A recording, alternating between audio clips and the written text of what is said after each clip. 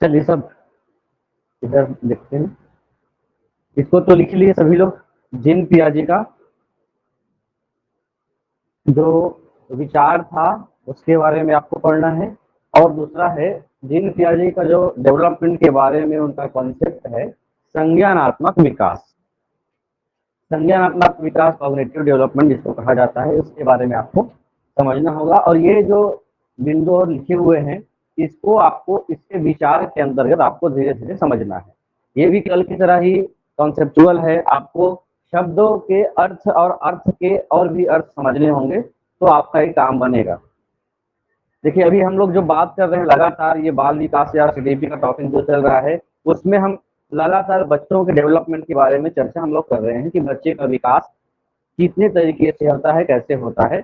इसी क्रम में एक किसी भी बच्चे का विकास जो होता है उसके विकास के सिद्धांतों में हमने समाजीकरण का सिद्धांत कल देखा था, और ये जो है विकास के सिद्धांतों में किसी भी बच्चे का जो मानसिक विकास होता है, बौद्धिक विकास होता है और जो संज्ञानात्मक विकास होता है उसको लेकर के, संज्ञान मतलब जो समझ होती है उसको लेकर के कई लोगों ने अपना अपना व्यू दिया है कि कैसे हम लोग किसी चीज का कॉन्सेप्ट बनाते हैं कि कोई थॉट हमारे अंदर आता है और थॉट आने के बाद खुद के नए नए विचार डेवलप होते हैं। इन सब को लेकर के जीन पियाजे, वाइगोस्की, ब्रूनर और हमने कोहलबर्ग का नाम सुना है, कोहलबर्ग, सभी लोगों ने अपने अपने तरीके से डेवलपमेंट को समझाने का प्रयास किया। और इसी कड़ी में सबसे पहले व्यक्ति जिसका नाम आता है उसका नाम है जीन पियाजे। जीन पियाजे के बारे में आप लोग देखें, ये इनके बारे में एक बेसिक जानकारी है कि पियाजे का जो परिचय है ये सामान्य रूप से आपको ध्यान रखना है कि जीन पियाजे कौन थे। क्योंकि आप देखें तो जितना भी आप साइकोलॉजी पढ़ते हैं उसमें खासकर चाइल्ड साइकोलॉजी, तो उस चाइल्ड साइकोलॉजी में सबसे अग्रणी नाम किसका आता है? जीन पियाजे का। जीन पियाजे के बाद अन्य लोगों को आप पढ़ते हैं, समझते हैं। तो जीन पियाजे का जन्म कब हुआ था? 1896। कहाँ हुआ? स्विट्जरलैंड में। स्विट्जरलैंड की राजधानी क्या है? बहुत प्रसिद्ध है, सुने? स्विट्जरलैंड की राजधानी कोई जिनेवा सुने हैं? जिनेवा, जिनेवा बहुत सारे अंतर्राष्ट्रीय संगठन का मुख्यालय भी है। तो इनके बारे में कहा जाता है कि ये साइंटिस्ट थे, और साइंटिस्ट में कौन से? एक जीव विज्ञानी या जीव शास्त्री जिसको माना गया। लेकिन धीरे धीरे वो अपना जो विषय क्षेत्र है वो धीरे धीरे क्या किया? स्विच किया, बदलता गया, और उन्होंने अपना पूरा ध्यान किस पे लगाया? साइकोलॉजी में। साइकोलॉजी समझना या साइकोलॉजी पढ़ना बहुत मुश्किल काम होता है, क्योंकि इतने सारे साइकोलॉजी है। उन्होंने जिस क्षेत्र में जिया है या लोगों को जीते देखा है उसका अध्ययन करने के बाद तो व्यक्ति साइकोलॉजी बनता है, और आपके अंदर वो चीज आएगी तभी आप साइकोलॉजी का भाव समझ सकते हो। आपके अंदर कुछ साइकोलॉजी है या कुछ मनोवैज्ञानिकता है जो समझते हैं, आपके अंदर कुछ तो होगा साइकोलॉजी, मतलब आपके अंदर कुछ ऐसे भावनात्मक विचार होंगे जो दूसरे के अंदर भी होंगे। आप जो सोचते हो वैसा ही कोई दूसरा भी सोचता होगा, ऐसे चीजें तो होंगी ना। चलिए आगे देखते हैं, नहीं है तो जो जीन पियाजे है इनको एक विशेष नाम से जाना जाता है निर्माणवादी मनोविज्ञान। निर्माणवादी मनोविज्ञान क्या कहा जाता है इसको? कैसे किसी चीज का कंस्ट्रक्शन होता है विचारों का, इसको लेकर के इन्होंने अपना मत दिया। और जो अभी मैं बोल रहा था कि जीन पियाजे सबसे ज्यादा अग्रणी इसलिए माने जाते हैं क्योंकि इनका जो रिसर्च था बहुत अच्छे से तर्क सहित समझाया। इसी कारण से विकासात्मक मनोविज्ञान का जनक जीन पियाजे को माना गया। बेसिक परिचय है, और बेसिक परिचय में 2-4 जानकारियां हैं। स्विट्जरलैंड के निवासी हैं और निर्माणवादी मनोवैज्ञानिक के रूप में इसको माना जाता है। इतना ध्यान रहेगा। कुछ और बेसिक जानकारी, ये जो दिख रहा है, जो व्यक्तित्व आप देख रहे हैं यहाँ सामने, ये कौन है? ये काल्पनिक नहीं है, रियल फोटो है ना। ये जिम कैरी आपको कहीं रास्ते में मिल जाए तो पहचान लेंगे। हाँ, इनका जन्म क्योंकि 1896 में हुआ था, जो बहुत समय पहले की बात है। इन्होंने जब रिसर्च शुरू किया, मनोविज्ञान का स्टार्ट किया इन्होंने, तो इनका जो सब्जेक्ट था वो कैसे था कि लोगों के मोरल को, नैतिकता को समझने का प्रयास करने की, कैसे लोगों के अंदर इंटरेक्ट होते हैं एक दूसरे से, तो कैसे मोरल उनके अंदर आता है। लेकिन धीरे से वो उसमें बहुत सारी उनको देखा कि मोरल आने के लिए सोशल से ज्यादा मेंटल जो इफेक्ट है वो ज्यादा प्रभावित कर रहा है किसी इंसान को। तो उन्होंने नैतिक विकास का जो सिद्धांत था उसको छोड़ करके, नैतिक विकास का सिद्धांत ये है, कोहल वर्ग के बारे में ही कहा जाता है कि वो नैतिक विकास के सिद्धांतों को आगे लेकर गए थे। लेकिन इन्होंने उसका काम क्या किया, उस समय नैतिक विकास के काम को छोड़ करके इनका सिद्धांत कहाँ चला गया फिर, किस क्षेत्र में? संज्ञानात्मक विकास की ओर चला गया, कॉग्निटिव डेवलपमेंट है उस पर चला गया। तो पहली बात, इन्होंने नैतिक विकास पर काम किया, समय के साथ इन्होंने उसको करना छोड़ करके अपना संज्ञानात्मक विकास पर काम किया। इस पर उन्होंने बहुत सारे टेस्ट भी किए, और जो परीक्षण जब लगातार किया जा रहा था तो ये माना जाता है कि अपने बच्चों को या आसपास के बच्चों पर ये सबसे ज्यादा प्रयोग करके अपने सिद्धांत को प्रतिपादित किया। ठीक है, कौन ऐसे मनोवैज्ञानिक है जिसने अपने ही बच्चों पर प्रयोग किया, वो कौन है?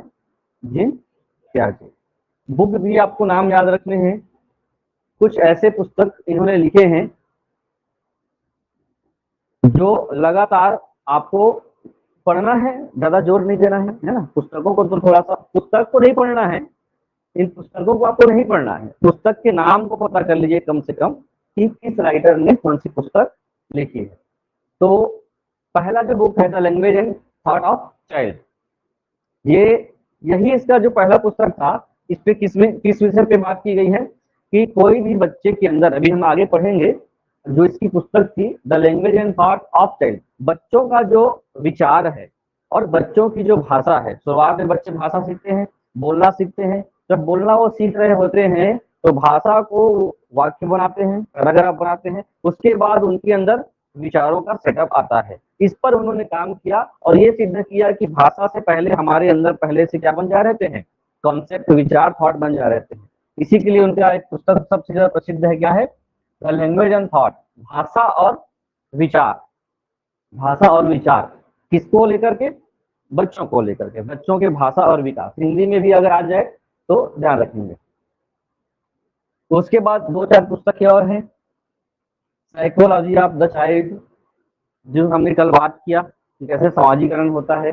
The moral judgement of child, नैतिकता को कैसे वो अपने तरीकों से जजमेंट करता है। The child conception of the world, पूरे विश्व, वैश्विक को या विश्व के जो तरीके के को, कॉन्सेप्ट को किस तरह से वो देखता है।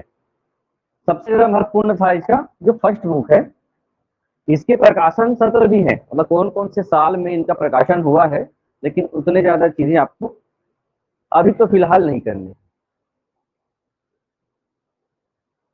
चलिए अब आगे आते हैं इनके कार्य पर। ठीक, कार्य मतलब जीन पियाजे ने आखिर ऐसा क्या किया कि इनको विकासात्मक मनोविज्ञान का फादर या जनक कहा जाता है।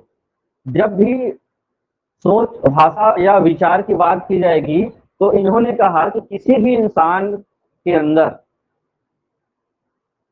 किसी भी व्यक्ति के या इंसान के अंदर या बच्चे के अंदर क्या होता है, कोई भी चीजें उसको भाषा के रूप में कोई भी बच्चा ग्रहण करता है। मैं जितनी भी बातें आपको बोल रहा हूं, आप उनको क्या कर रहे हो? सुन रहे हो। सुन रहे हो मतलब वो माध्यम क्या है? सुनने का माध्यम क्या है आपका? मीडियम। किस मीडियम से सुन रहे हो?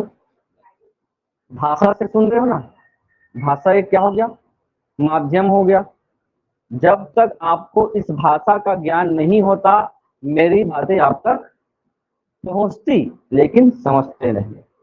सुन लिए, जो भी बातें मैंने बताया या फिर आपने उसको ग्रहण किया, तो क्या होता है, ये कहते हैं जो भी हमारे अंदर थॉट आते हैं वो 3 प्रक्रिया से होकर गुजरता है।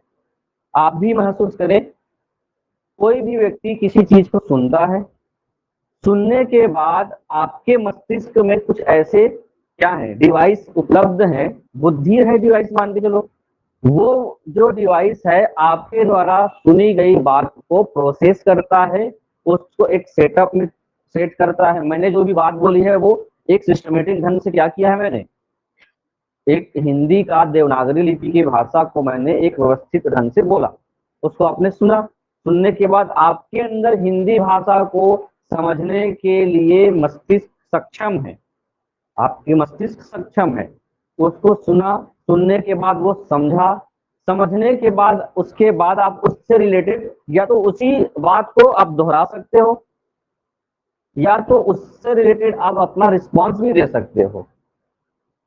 इस बीच में क्या चीजें महत्वपूर्ण खड़ी हुई,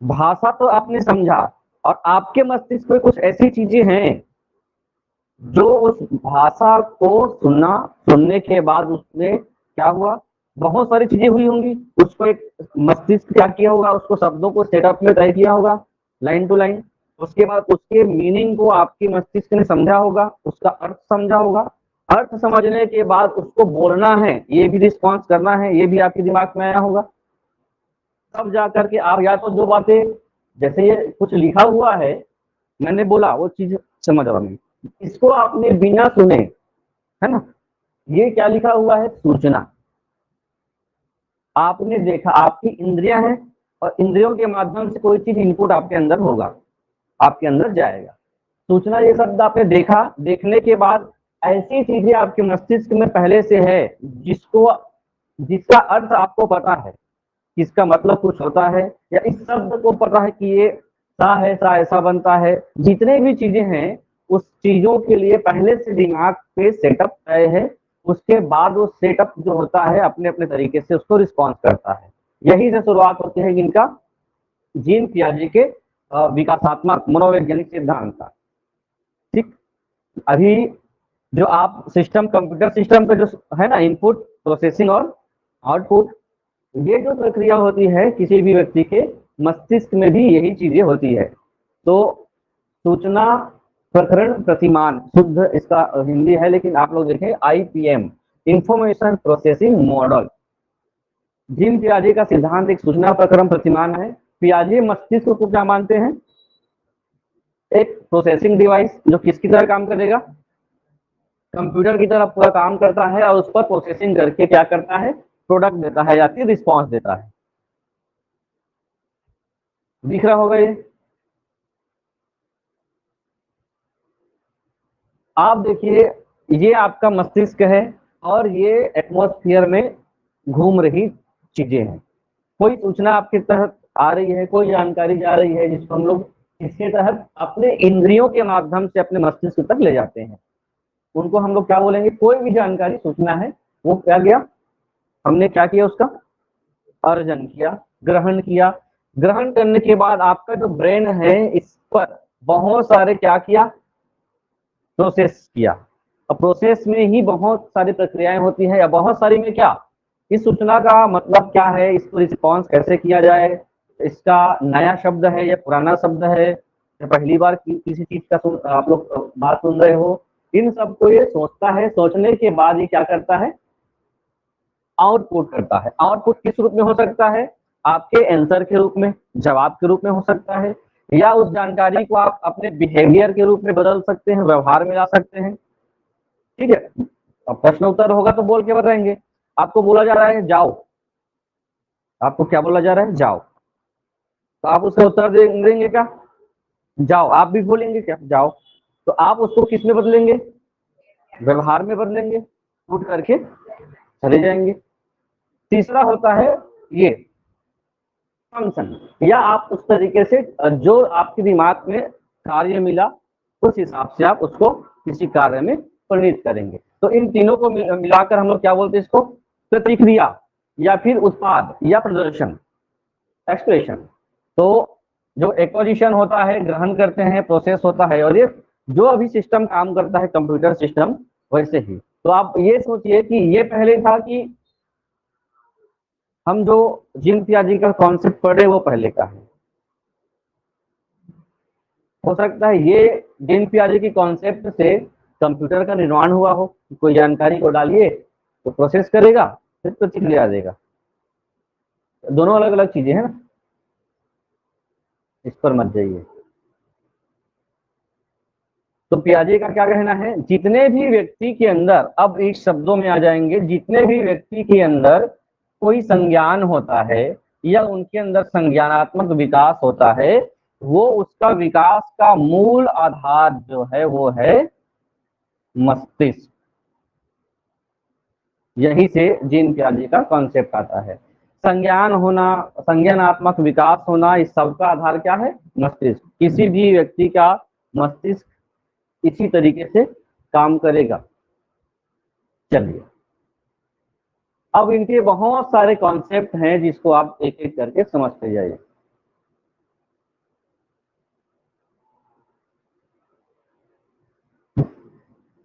क्या लिखा हुआ है, अतिवादी निर्माणवाद, रेडिकल कंस्ट्रक्टिविज्म। जब आप लोग ये भी पहली बार पढ़ रहे हैं क्या, लिखे थे इसको भी?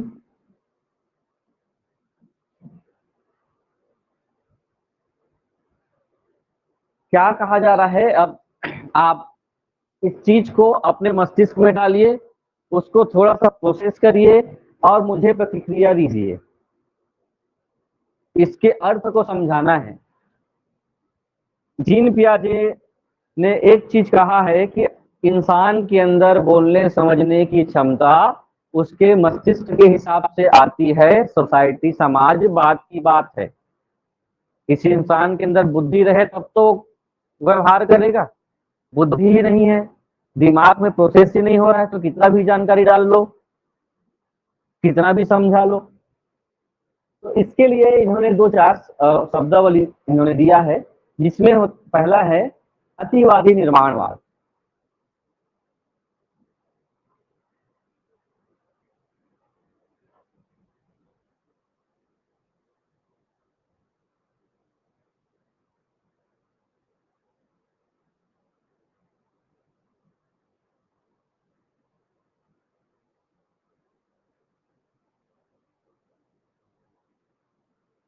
कुछ आया समझ में?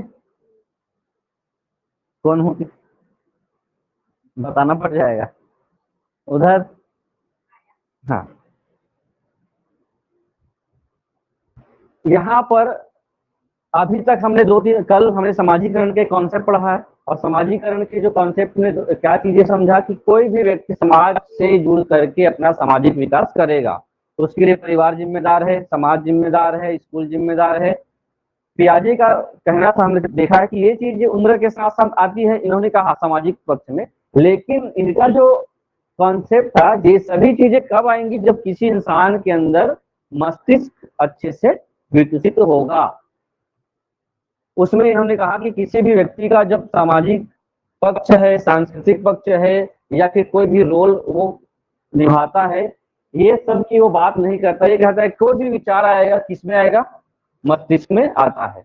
उसके साथ साथ ये कहा कि जो जितने भी सिद्धांत आपने देखा है, हर सिद्धांत की शुरुआत होती है कि हमने इस सिद्धांत को, जैसे कल इसलिए बोल रहा हूँ क्योंकि समाजीकरण के सिद्धांतों में लोगों ने अलग अलग तरीके से सिद्धांतों को प्रतिपादित किया है। इनका ये मानना है कि आपके अंदर जो कॉन्सेप्ट आते हैं, तो विचार जब आएंगे इनपुट की तरह, तो सूचना कहाँ से प्राप्त होगी, ये लोगों ने बताया है। लेकिन पियाजे कहते हैं सूचना कहीं से भी प्राप्त हो, लेकिन काम कौन करेगा, आपका मस्तिष्क ही करता है। और इसी को लेकर के इन्होंने एक निर्माणवाद का कॉन्सेप्ट दिया। निर्माणवाद का मतलब होगा, आपने कोई शब्द सुना, पढ़ा, ठीक, अभी इसको पढ़े आप लोग, थोड़ा कठिन है, शब्दावली कठिन। मैंने पूछा कितने लोगों को समझ में आया, तो 1 2 3 4 लोगों ने समझ में आया, नहीं आया। तो हम क्या बोल सकते हैं आप लोग की बुद्धि क्या है, मस्तिष्क क्या है, कमजोर है नहीं, मतलब किसी भी चीज को कैसे आप इनपुट कर रहे हो ये मैटर नहीं करता। इनको इनपुट होने के बाद हर व्यक्ति उसका अलग अलग क्या लगा सकता है, अर्थ लगाता है।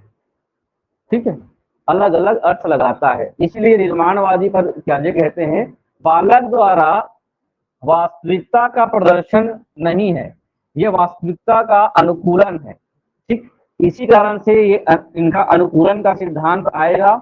इनका मानना था कि आपने जो भी चीजें देखा, ठीक, आपने जो चीज देखा, सभी लोगों के कुछ एग्जाम्पल भी आएंगे यहाँ पर, सभी चीजों को आप देखते हैं, कितने लोग हो, जितने लोग बैठे हो बाहर में, एक तेज रफ्तार से गया एक बाइक गया, ठीक है, उसी का एग्जाम्पल आएगा, तेज रफ्तार से एक बाइक गया। मैंने पूछा उस रास्ते से क्या गया, सबको देखे, सब लोगों ने उतने ही समय उस पर देखने पे लगाया। आपसे पूछा गया, आप बोले हो एक बाइक था, है ना। फिर दूसरे को पूछा गया, वो कहते हैं बाइक था, तो उसके कलर को देखकर पता रेड कलर की बाइक थी। हो सकता है पीछे वाले बाइक का मॉडल, गाड़ी का नंबर, उसके हैंडल, उसके कितना किलोमीटर का स्पीड था, वो सभी चीजें वो बता सकता है। जो व्यक्ति किसी चीज के बारे में जितना गहन मस्तिष्क चलेगा, जितना ज्यादा चिंतन कर, सबके लिए इनपुट सेम था। थोड़ा समझने का प्रयास कीजिएगा। इसको पढ़ने के बाद जो टॉपिक होते हैं मनोविज्ञान के, वो पढ़ने के बाद, सुनने के बाद थोड़ा सा खुद में भी विश्लेषण करना पड़ता है, तब चीजें समझ में आती है। तो वो सबके लिए इनपुट सेम था, लेकिन सभी लोगों ने उसको अपनाया अलग अलग तरीके से, और प्रतिक्रिया भी अलग अलग तरीके से आप लोगों ने किया। तो यही बात कहता है निर्माणवाद में कि आपके अंदर विचार का निर्माण होगा, तो ये जरूरी नहीं है कि वास्तविकता ही आप क्या करें, स्वीकार एक्सेप्ट करें, आपके दिमाग में रियल ही चीजें छपे, आप हो सकता है उसका दूसरा अर्थ निकाल ले, लेकिन आपके अंदर वास्तविकता का क्या होता है, अनुकूलन होता है, उसको स्वीकारते जाते हैं। यानी हम वास्तविकता को जैसा भी देखते हैं वैसा हूबहू प्रदर्शित नहीं कर। कुछ लोगों को दूर से देखा तो उनको साइकिल लगा, तो बाइक हो सकता है, तो उस हिसाब से वास्तविकता, बल्कि उसे अपने चिंतन और अपने दृष्टिकोण के अनुसार अनुकूलित करके प्रदर्शित करते हैं। शब्द भारी है, लेकिन मैं जो बोल रहा हूं तो समझिएगा। वही एग्जाम्पल यही कहीं था। वास्तविकता हर व्यक्ति के अनुसार, अब एग्जाम्पल से ज्यादा समझ में आता है कि एक आध उदाहरण मिलने से उसको आप उस पहले जो मनोवैज्ञानिक होते थे, हर कॉन्सेप्ट में जो उन्होंने प्रयोग किया रहते थे, उन प्रयोगों को पहले बताते थे, उसके बाद सिद्धांतों की बात करते थे। लेकिन हम जब पढ़ते हैं तो पहले सिद्धांत पढ़ते हैं, और पढ़ने के बाद तो एग्जाम्पल समझते हैं, है ना। अभी अपने एग्जाम्पल समझा तो अब जो बातें आप पढ़ते जाओगे आपके दिमाग को फिट होता जाएगा। वास्तविकता क्या है, हर व्यक्ति के अनुसार अलग अलग हो सकती है। आप उसको कंपेयर किससे करोगे, बार बार वो जो एग्जाम्पल मैंने दिया है उस पर आप कंपेयर करिए, क्योंकि हर व्यक्ति का जो किसी चीज को अनुकूलित करने का, स्वीकार करने का क्या हो सकता है, अनुकूलन की स्थिति अलग अलग हो सकती है। हर व्यक्ति किसी भी कंटेंट को समझने के लिए खुद का एक तरीका होता है, जो जन्मजात किसी व्यक्ति के मस्तिष्क में पाई जाती है। इसीलिए जो भी निर्मित ज्ञान है, व्यक्तित्व विभिन्नताएं पाई जाती हैं हर व्यक्ति के अंदर। ये कौन कह रहा है, जीन पियाजे का मानना है। हर व्यक्ति अपने अनुकूलित वास्तविकता होती है, और वो अपने ज्ञान का निर्माण स्वयं करता है।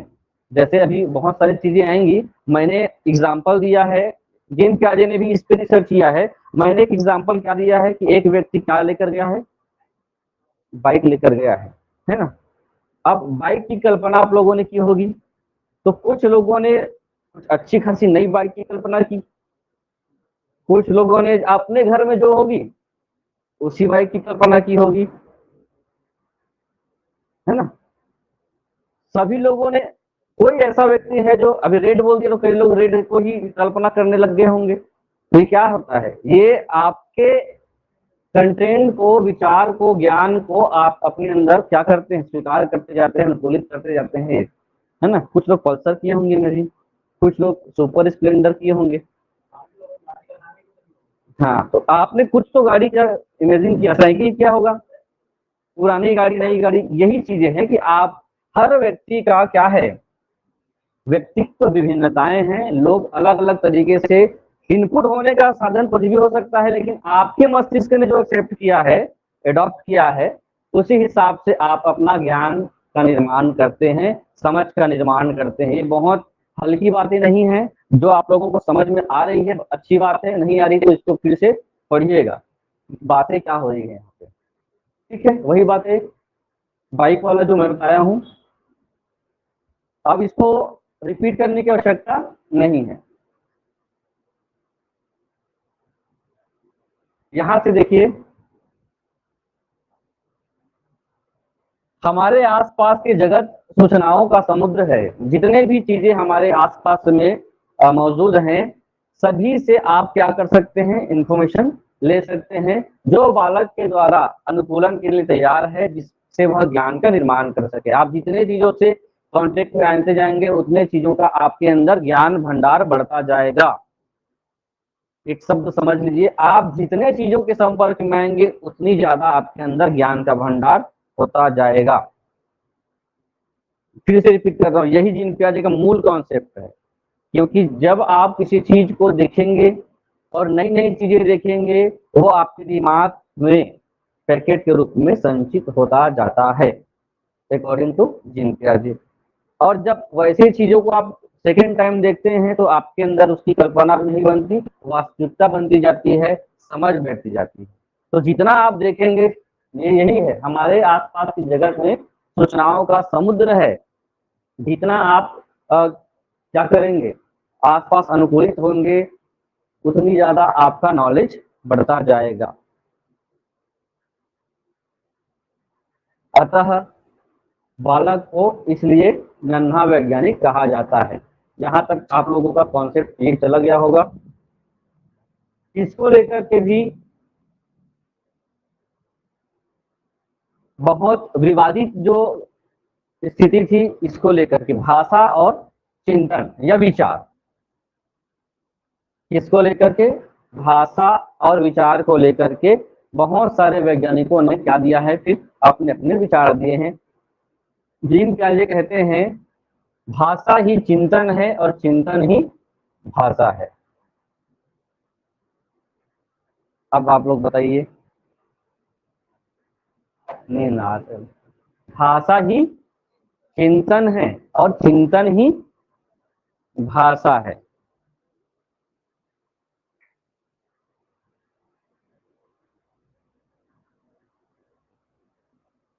ये आपका बुद्धि है, मस्तिष्क, मान लेते हैं, ठीक, मान लेते हैं कि मस्तिष्क होता है।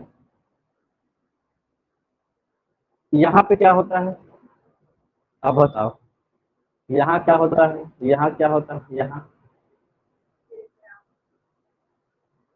कहाँ कहाँ कहाँ सेरेब्रम, सेरेब्रम, उस पे अब इधर ध्यान दीजिए, मेरुरज्जु, ये है।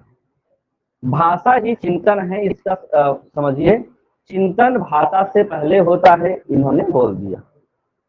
ठीक, अब आप इस चीज को समझिए, आपकी उम्र है 3 दिन,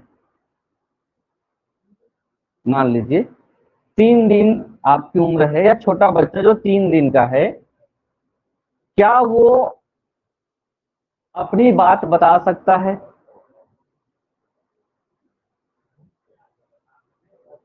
कोई भी चीज को बता सकता होगा? हाँ, बता सकता है। बताने का जो तरीका होगा, वो क्या होगा, प्रतीकात्मक होगा, सिंबॉलिक होगा, रो करके या हाथ पैर चला करके अपनी बात बता सकता है। तो ये जब कोई एक हफ्ते का है, चलो एक हफ्ते मतलब 5 महीने का है, 3 दिन थोड़ा ज्यादा छोटा हो जाता है ना, हॉस्पिटल से नहीं आ रहे थे, तो यहाँ से प्रतीकात्मक रूप से अपनी बातों को बताता है। अगर इस बच्चे को लगातार 2 साल तक हम एक कमरे में रखते हैं बंद करके, पोषण पूरा मिल रहा है, सभी चीजें उनको, सब व्यवस्था इनको दी जा रही है। अब ऐसी स्थिति में जब वो अपनी बात बताना चाहेगा तो इसी प्रतीकात्मक का ही वो प्रयोग करेगा, रोएगा, हंसेगा या कुछ मांगने के लिए हाथ पैर चलाएगा, लेकिन वो बोल करके नहीं मांग सकता। क्यों? क्योंकि उन्होंने भाषा नहीं सीखी है। भाषा सबसे बड़ा माध्यम है आपके विचारों के एक्सप्रेशन का, अभिव्यक्ति का। आपने भाषा की परिभाषा भी लिखा होगा, भाषा विचारों की अभिव्यक्ति का साधन है। अब मैं भाषा पे क्यों आया? समय के साथ साथ कोई व्यक्ति भाषा सीखता है, तो ये बताइए उनके अंदर भाषा पहले से है या ये पहले होगा कि उसके अंदर चिंतन पहले होगा? एक दूसरा बच्चा है जो 2 साल का है, उन्होंने घर परिवार परिवेश में भाषा सीखा है, और 2 साल का बच्चा है, ये घर परिवार में सिस्टमेटिक ढंग से भाषा सीखा है, ये अपनी बातों को, समझ को, सब चीजों को बोल करके बताता है। अब ये आता है, अब जीन पियाजे का कॉन्सेप्ट, उनका मानना था हम सोचते पहले हैं, है ना, थॉट पहले आता है। जब विचार हमारे मस्तिष्क में आए रहते हैं तो हम अपनी बात को बताने के लिए किसका सहारा लेते हैं? भाषा का, लैंग्वेज का। तो विचार आपके अंदर आते हैं, ये किसका मानना था? कुछ और ऐसे मनोवैज्ञानिक है कि विचार जब आपके दिमाग में आएगा, इनके विरोधी हैं, उनका मानना है कि कौन पहले आता है? भाषा। उनका कहना था आपके अंदर विचार आया तो विचार को आपने किसी भाषा में तो चिंतन किया होगा, किसी ना किसी भाषा में तो चिंतन किया होगा ना। समझ पा रहे हो बात को आप लोग? तो ठीक है, नहीं तो आपका जो चिंतन है वो भी हाँ फंस आओगे। ठीक, बात वही है कि आप जब सोचते हैं तो आप हो सकता है हिंदी में सोचते होंगे, छत्तीसगढ़ी में सोच, कुछ तो आपने शब्द जाल मस्तिष्क में घूमता होगा, तब तो विचार बनते होंगे। और ये विचार आप सोचिए, आपने विचार बना है तब उसको एक सेटअप मस्तिष्क तय किया, तब वो एक्सप्रेस हुआ है या अभिव्यक्त किया जाता है। तो सार ये है, जीन पियाजे कहते हैं चिंतन भाषा से पहले आता है, और बाकी जो 2-4 जो वाइगोस्की है या अन्य जो है उनका मानना था कि पहले क्या आता है? भाषा पहले आता है।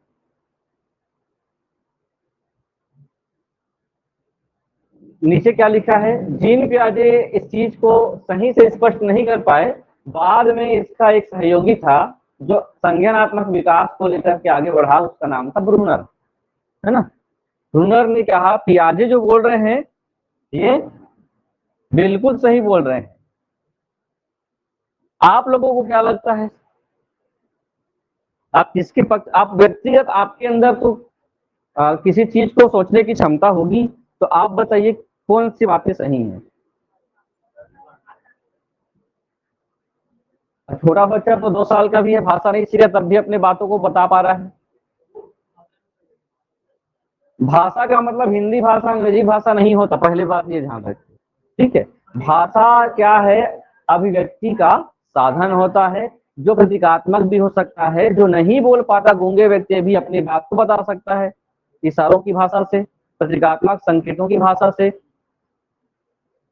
तो ये भी आप लोगों को ध्यान रखना है भाई। चलिए, तो ब्रूनर क्या कहते हैं देखिए,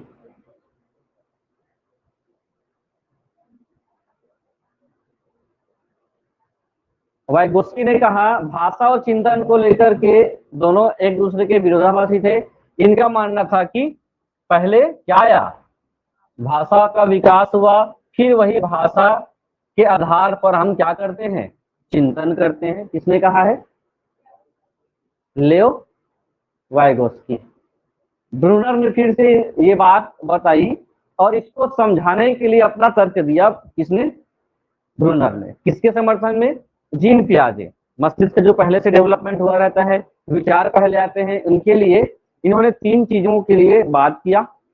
इसको आप लिखेंगे कि ब्रूनर पियाजे के समर्थन में बताते हैं कि जो चिंतन कैसे काम करता है। पहले चिंतन जो लैंग्वेज से पहले होता है, और लैंग्वेज का मतलब वही है कि आप हिंदी भाषा, अंग्रेजी भाषा मत समझिएगा, सभी चीजें जिससे आप अपने भाव को बताते हैं। रिटर्न भी होता है वो भी भाषा है, लिखित भाषा, मौखिक भाषा, उसके साथ साथ सांकेतिक भाषा, कई प्रकार की भाषाएं होती हैं। तो इन्होंने कहा कि किसी भी इंसान के अंदर जो चिंतन होता है वो 3 तरीके से काम करता है। ठीक, पहला जो होता है इनेक्टिव थिंकिंग, जिसको हम लोग क्रियात्मक चिंतन कहते हैं। फिर आता है आइकॉनिक थिंकिंग, संकेतात्मक, संकेतात्मक। उसके बाद सिंबॉलिक, संकेत के बाद प्रतीक। ये तीनों में बहुत बेसिक अंतर ये है कि अलग अलग स्तर पे बच्चे क्या करते हैं, चिंतन करते हैं, उसके बाद भाषा में आते हैं। इनकी ये बात थी। इनका मानना था, जैसे मैंने बताया कि आप 4-5 महीने का बालक होता है, उसके अंदर मस्तिष्क है, मस्तिष्क डेवलप होता जा रहा है, और वो अपनी बात को बताने के लिए जिस तरीके का उपयोग करता है, तो मस्तिष्क में तो रिक्वायरमेंट चल रही है भूख का या रोने का या दर्द का, उसको तो बताता ही है। भाषा तो सीखी नहीं है, भाषा अर्जित की नहीं है। तो ऐसे समय में उनके अंदर, कहते हैं ब्रूनर, सबसे पहले बालक के अंदर कौन सा कॉन्सेप्ट, कौन सा थिंकिंग आता है? इनएक्टिव। इनएक्टिव का मतलब भाषा अभी एक्टिव नहीं हुआ है। तब भी बच्चा क्या करता है, उनके अंदर थिंकिंग रहती है। जिम पियाजे की बात को किसने सिद्ध करने का प्रयास किया है? ब्रूनर ने। उन्होंने कहा कोई बच्चा सोचता समझता है तो जरूरी नहीं है कि वो जो भाषा है उसके अंदर हो, उससे उसके अंदर शुरुआती दौर पर इनेक्टिव थिंकिंग आ जाए रहती है, और अपनी बात को वो अलग अलग तरीके से बता देता है, जिसको हम लोग क्या बोलते हैं? भाषाहीन। सीखा नहीं है। उम्र बढ़ती जाती है तो उसके बाद वो थिंकिंग किसमें बदल जाता है? संकेत में। ठीक है। अब आप देखिए, छोटे बच्चे जिसकी उम्र 8 से 10 महीने की है, वो किसी चीज को आप लोगों को बताएगा तो इशारे में बता सकता है। ठीक है, इशारे में बताता है तो वो सीखा ही नहीं है भाषा भी। वो जो बताने का प्रयास कर रहा है तो वो संकेत मात्र है वो। तो इसका जो कॉन्सेप्ट है, संकेत आया कैसे होगा? वो संकेत को, आइकॉनिक जो थिंकिंग को वो उन्होंने मस्तिष्क में प्रोसेस किया है, समझा है, जिसमें वो एक्शन को आइकॉन्स के साथ जोड़ता है। जो भी प्रतिक्रिया करता है वो किसी संकेत के साथ कनेक्ट करके बताने का प्रयास करता है। धीरे धीरे उसके बाद उम्र के साथ साथ उसके अंदर क्या आती जाती है? शब्द बनते जाते हैं, लैंग्वेज का डेवलपमेंट होता जाता है। और भाषा विकास के बाद, जैसे हम लोग ने देखा था, भाषा विकास नहीं हुआ है तब भी बच्चे को अगर पानी चाहिए तो मम जैसे शब्दों का वो उच्चारण करता है, तो वो चीज क्या हो रहा है? उस चीज का वो उनके अंदर कौन सा चिंतन आना शुरू हो गया? सिंबॉलिक चिंतन, प्रतीकात्मक चिंतन। उसको ये पता चल गया है कि ये चीजें लिक्विड फॉर्म में दिखने वाली चीजें क्या है? पानी हो सकता है। बिस्किट को देखा रहता है तो उसको पता है कि वैसे ही बिस्किट जैसी संरचना को क्या करेगा? खाएगा। तो वो क्या है? वो सिंबल को देख करके समझता है, प्रतीक को देख करके समझता है, और यहीं से जो स्कीम और स्कीमा जो कॉन्सेप्ट है, यहीं से फिर शुरू होता है। प्रतीकात्मक चिंतन से ही आपके अंदर किसी चीज की छवि मस्तिष्क में बननी शुरू होती है, और उसके बाद धीरे से आपके अंदर जो चिंतन आएगा, तब आएगा भाषा आधारित चिंतन। तो पहले क्या आया है ब्रूनर के अनुसार? पहले आपके अंदर विचार आते हैं, और विचार कैसे रहते हैं? 2 तरीके से रहते हैं। एक तो भाषा उस समय एक्टिव नहीं रहता, भाषा किस रूप में रहता है? संकेत के रूप में रहता है, बाद में प्रतीक रूप में ये बनता जाता है।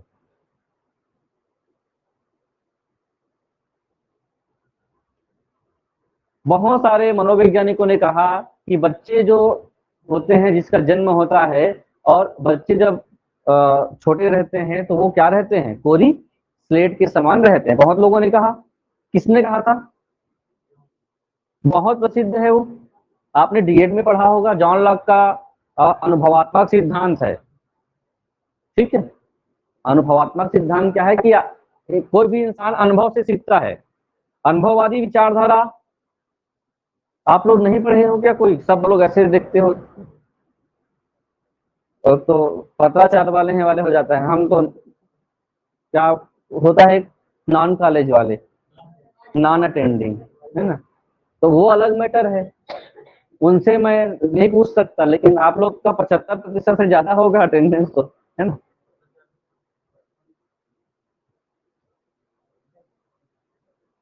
हर बच्चे, अनुभववादी के सिद्धांत था, एक ज्ञानवादी एक अनुभववादी, एक दोनों को लेकर चलते हैं। तो इनका मानना था कि कोई भी बच्चा कोरिलेट होता है ऐसा बिल्कुल नहीं है। जन्म के साथ वो बहुत सारे चीजों को अपने मस्तिष्क में लेकर आया रहता है, तब तो उसका दिमाग काम करता है, मस्तिष्क चलती है, बुद्धि चलती है। तो इस धारणा के अनुसार जन्म के समय में बच्चे का जो मस्तिष्क होता है कोरिलेट होता है, जिस पर आगे अपने जीवन के अनुभव के साथ वो आगे अपना विकास करता जाता है। इस बात को पियाजे ने क्या किया? खंडन किया। जॉन लॉक ने क्या कहा? जॉन लॉक ने कहा कि हर इंसान के अंदर कोरिलेट है। अभी हमने सामाजिकरण के बारे में देखा कि कोई बच्चा जन्म लेता है, उसको जहां छोड़ोगे वहां के हिसाब से वो ढल जाता है, तो कोरिलेट है। उसको अमेरिका में ले जाया जाएगा तो अमेरिकन भाषा सीख सकता है, यहाँ रहोगे तो हिंदी सीख सकता है, कोरिलेट है ना। तो इस पर भी लोगों ने अलग अलग प्रतिक्रिया दी है। पियाजे जॉन लॉक के कॉन्सेप्ट को क्या कर दिए? नकार। जिनका कहना है कोई कोरिलेट नहीं होता है, बहुत सारा चीज पढ़ के आए रहते हैं बच्चे, है ना, ग्रेजुएट रहते हैं, कहना चाहिए छोटे बच्चे, पीजी आप लोगों से ज्यादा जानकार रहते हैं, और उनके अंदर कुछ तरीकों के चिंतन करने के लिए वो सक्षम होता है, जैसे अभी होता है ना इलेक्टिव वाला। इसीलिए तो बच्चा क्या करता है, जन्म लेने के बाद रोता है, दूध पीता है, किसी वस्तु को पकड़ता है, आंखें खोलता है, आंखें बंद करता है। तो कुछ लोगों ने कहा अब इतना काम करने के लिए ये जब ये 4-5 काम जो छोटे बच्चे कर रहे हैं, इसको लेकर ही आप कैसे बोल सकते हो कोरिलेट है? नहीं है, कोरिलेट नहीं है, क्योंकि इसके बाद का जीवन जो है वो लोगों के समाजीकरण के बाद ही हुआ है। तो फिर इन्होंने कहा कि इनका मानना था जन्म के समय कोई कोरिलेट नहीं होता, उनके मस्तिष्क में प्रतिक्रिया चलती रहती है। आप समाजीकरण की बात करते हो तो समाजीकरण के लिए इनका सिद्धांत था कि उम्र के साथ समाजीकरण होता है 4 अवस्थाओं में, उसको भी इन्होंने क्या किया? सिद्ध किया है। क्लियर है? कोरिलेट किसने कहा और कोरिलेट नहीं है किसने कहा है, देखिए।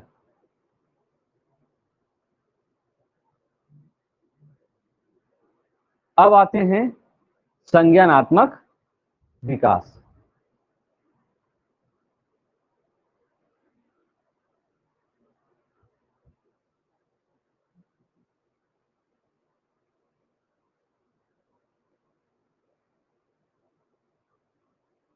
तीन चीजें इसमें आपको समझना पड़ेगा, जो शब्दावली है। पहला है मानसिक क्षमता। आप लोग पूरा ध्यान लगा करके समझिए, आप अपने विचारों को यही क्लास में रखिए और समझने का प्रयास कीजिए, नहीं तो फिर उड़ जाएगा। आज कोई एब्सेंट है क्या? एक नहीं है। हमारा मस्तिष्क जो है, जो बुद्धि जो है, मस्तिष्क में बुद्धि, बुद्धि अलग चीज है ना, ध्यान रखिएगा। मस्तिष्क अलग होता है, बुद्धि अलग होता है। बुद्धि अलग है और मस्तिष्क अलग है। मस्तिष्क एक संरचना है जो किसको बोल सकते हैं? हार्डवेयर बोल सकते हैं। ठीक, मस्तिष्क हार्डवेयर है जो आप किसी इंसान के दिमाग को जैसे निकाल करके आप देख सकते हो। उस पर चलने वाले विचार, संज्ञान, वो आपका सॉफ्टवेयर है, वो बुद्धि है। आपकी बुद्धि कितनी काम कर, बुद्धि नाम की कोई चीज नहीं है इंसान के अंदर, ठीक है, अलग से वो आता है धीरे धीरे। मस्तिष्क है, लेकिन बुद्धि समय के साथ विकसित होगा। तो मानसिक क्षमता या मेंटल कैपेसिटी क्या है? हमारा जो मस्तिष्क है, काम जो साइंटिफिक रूप से दो तरीके से काम करता है। कौन कौन से तरीके से काम करता है? एक तो आप किसी चीज को अपनी इच्छा से अपने मस्तिष्क पे प्रतिक्रिया करते हो, जिसको हम लोग बोलते हैं ऐच्छिक क्रिया। साइंस में 2 प्रकार की क्रियाओं को पढ़ा जाता है, ऐच्छिक और अनैच्छिक।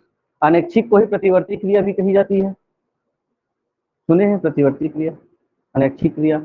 ऐच्छिक क्रिया का मतलब है कि आप जितना भी काम करते हो, आपका दिमाग आपको काम करने के लिए प्रेरित करता है ना।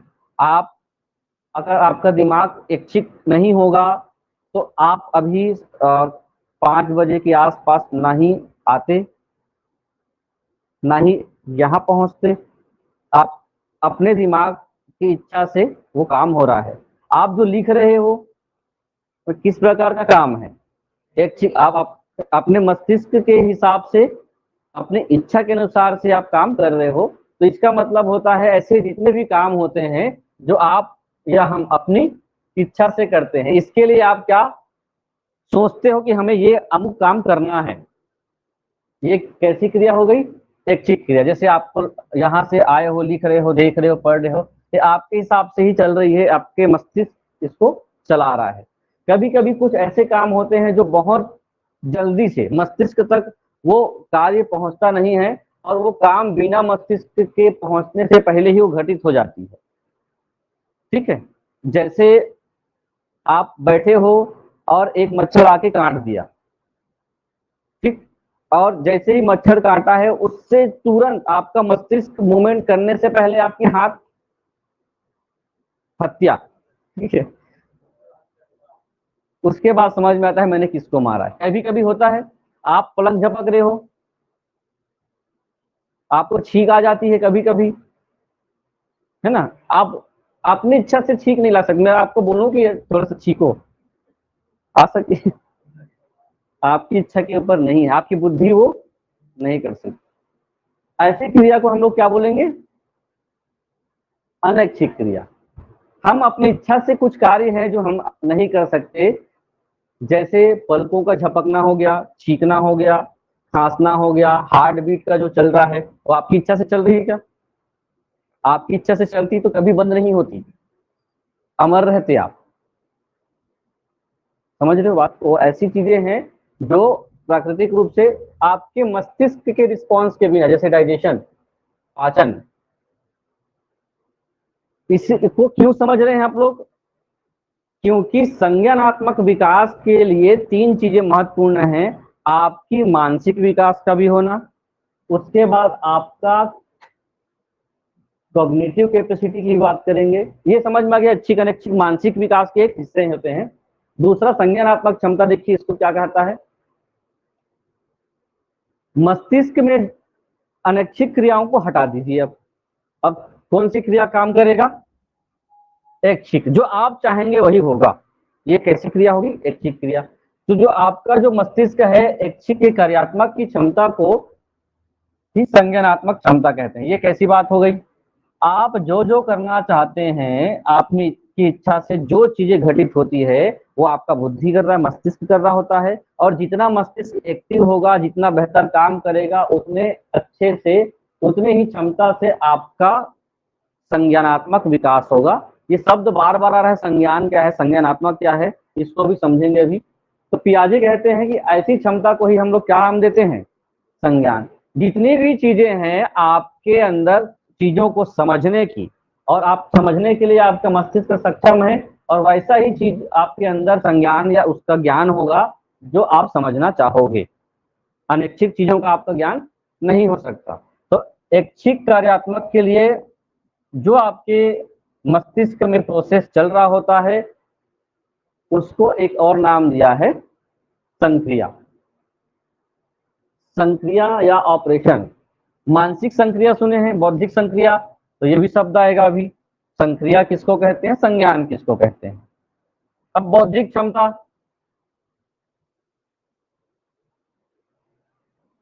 आपके अंदर जितना अच्छा मानसिक क्षमता है ना, मस्तिष्क के हिसाब से कार्य करने की क्षमता मानसिक क्षमता हो गई।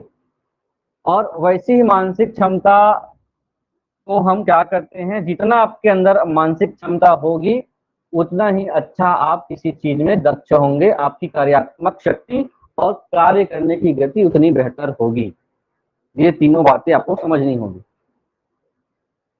कहना चाहिए जिसका दिमाग तेजी से चलता है वो बहुत तेजी से किसी कार्य को संपन्न कर सकता है ना। जैसे अभी मैथ्स बनाते हैं हम लोग, तो आपकी जो बौद्धिक क्षमता जितनी अच्छी होगी उतना अच्छे से या उतनी तेज गति से आपका कार्य करने की क्षमता बढ़ेगी। सोचने की क्षमता ही कार्य करने की क्षमता को बढ़ाता है। रीजनिंग जो बनाते हैं, है ना, बहुत सारे ऐसे कठिन कठिन पजल होते हैं जो आसानी से कुछ लोग सुलझा लेते हैं, तो उस समय क्या माना जा सकता है, बौद्धिक क्षमता। दिमाग जितना तेजी से कार्य करता है उतने तेजी से आपके काम होते हैं। बस ये आप समझिए। हम अपनी मानसिक क्षमता या संज्ञानात्मक क्षमता का प्रयोग करते हुए किसी काम को कितने अच्छे से और कितनी गति से कर पाते हैं, यही हमारी बुद्धिक क्षमता है। और यही बुद्धि क्षमता आगे चल करके आपका क्या कहलाता है, बुद्धि लब्धि, जिसको हम लोग क्या बोलते हैं, IQ। ये बुद्धि लब्धि इनके देने के बाद बहुत लोगों ने उसका रेंज बनाया। IQ का मापदंड दिया, मानसिक आयु वास्तविक आयु का कॉन्सेप्ट आता है जिससे IQ लेवल तय होता है।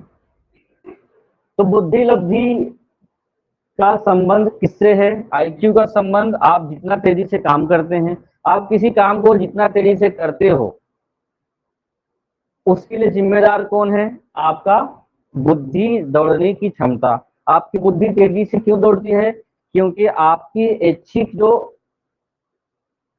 स्थिति है ना, वो मस्तिष्क क्या करता है, आपको प्रदान करता है। कुछ ज्यादा हो रहा है क्या, शब्दों पे बताना, मनोविज्ञान को समझना है तो देखिए। अब चलिए, कौन cerebrum cerebellum medulla oblongata corpus corpus, संक्रिया क्या है, दो चार शब्दों समझ जाइए, उसके बाद में दूसरा शब्द लिखना। ऑपरेशन या अंग्रेजी देखिए तो ऑपरेशन नहीं, जो शल्य चिकित्सक करते हैं, ठीक है, ये ऑपरेशन का मतलब है वही है। आपके दिमाग में है ना, आपका जो मस्तिष्क है, दिमाग मतलब मस्तिष्क, जितने भी काम आप करते हैं उस वक्त ऐसा नहीं है कि आपने सोचा और हो गया, है ना, वो कॉन्सेप्ट अलग है। किसी भी काम को करते समय हमारा जो मस्तिष्क है वो मेंटल प्रोसेस करता रहता है। मेंटल प्रोसेस ऐच्छिक होता है, केवल अनैच्छिक तो नहीं होगा। अनैच्छिक में हमारा मस्तिष्क काम नहीं करता। ऐच्छिक क्रियाएं होती है, उसी को हम लोग मानसिक प्रक्रिया कहेंगे। तीन चीजें बताए ना मैं, मानसिक प्रक्रिया, बौद्धिक प्रक्रिया और एक क्या था, संज्ञानात्मक प्रक्रिया। तो जब मानसिक प्रक्रिया चलती है तो पियाजे ने इसी को हमने क्या कहा है, एक ऑपरेशन कहा है। आपकी इस बुद्धि में कोई काम करने के लिए चिंतन चल रहा होता है, तर्क चल रहा होता है, कल्पना चल रहा होता है, विश्लेषण चल रहा होता है, संश्लेषण, नई चीजों का सृजनात्मकता, कोई समस्या है तो समाधान, कोई दो चीजें हैं तो कंपेयर वाली चीजें दिमाग पे चल रही होती है, तुलना की चीज चल रही होती है।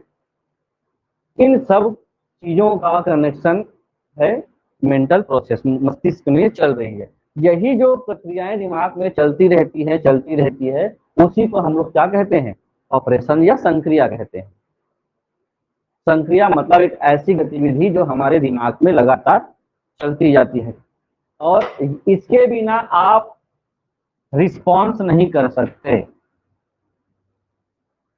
क्या जरूरी है, मानसिक प्रक्रिया का चलना जरूरी है, और इसी को हम लोग बोल सकते हैं प्रोसेस।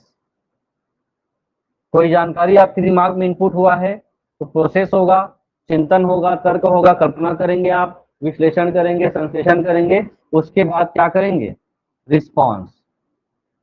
तो कोई चीजें जानकारी आपके अंदर आती है तो मेंटल जो प्रोसेस है वो चलेगा, उसके बाद क्या करेंगे आप, रिस्पॉन्स करते हैं।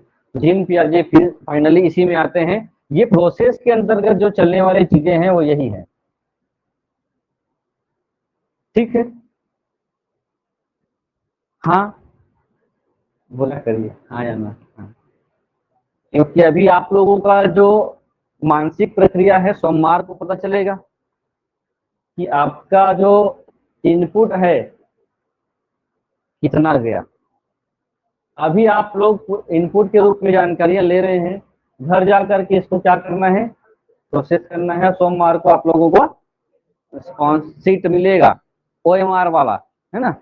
ओएमआर सीट में आपका उसको ओएमआर सीट को रिस्पॉन्स सीट ही बोलते हैं। ये इंसान का क्या है, इंसान का बुद्धि नहीं, मस्तिष्क है। ठीक है, दोनों में अंतर समझ में आ गया। ब्रेन और इंटेलिजेंस दोनों में अंतर है, बुद्धि और मस्तिष्क। मस्तिष्क ये जो है बता दें हार्डवेयर है, इसको आप देख सकते हो, लेकिन किसी की बुद्धिमत्ता को आप कैसे आंकेंगे, वो है ही नहीं यहाँ। वो तो यही है, किसी की बुद्धिमत्ता को आंकने का जो साधन है मेंटल प्रोसेस है, जिसको आप उसके बुद्धि लब्धि के हिसाब से नाप सकते हो। तो इसको बार बार पढ़ो तो चीजें समझ में आएंगी। नीचे देखें,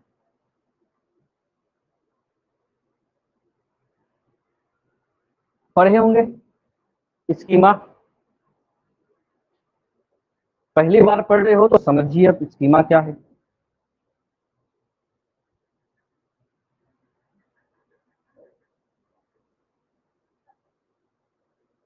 आपके अंदर तो स्कीमा बनता होगा, स्कीमा होगा ही। क्या है स्कीमा, कुछ बताएं आप लोग। आता है ना ये चीज, एग्जाम में आता रहता है, स्कीमा के बारे में आता है, स्कीम के बारे में आता है।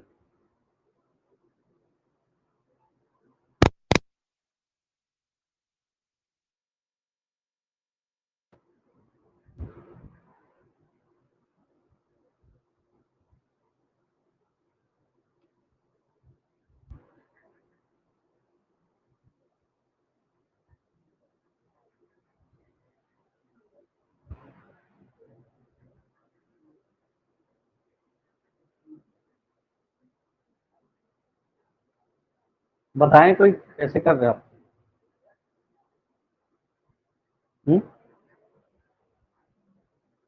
पहली बार सुन रहे हैं आप, सुने थे भूल गए, पढ़ के नहीं बताना है ना इसको, आप लोगों को कुछ नया बताना है।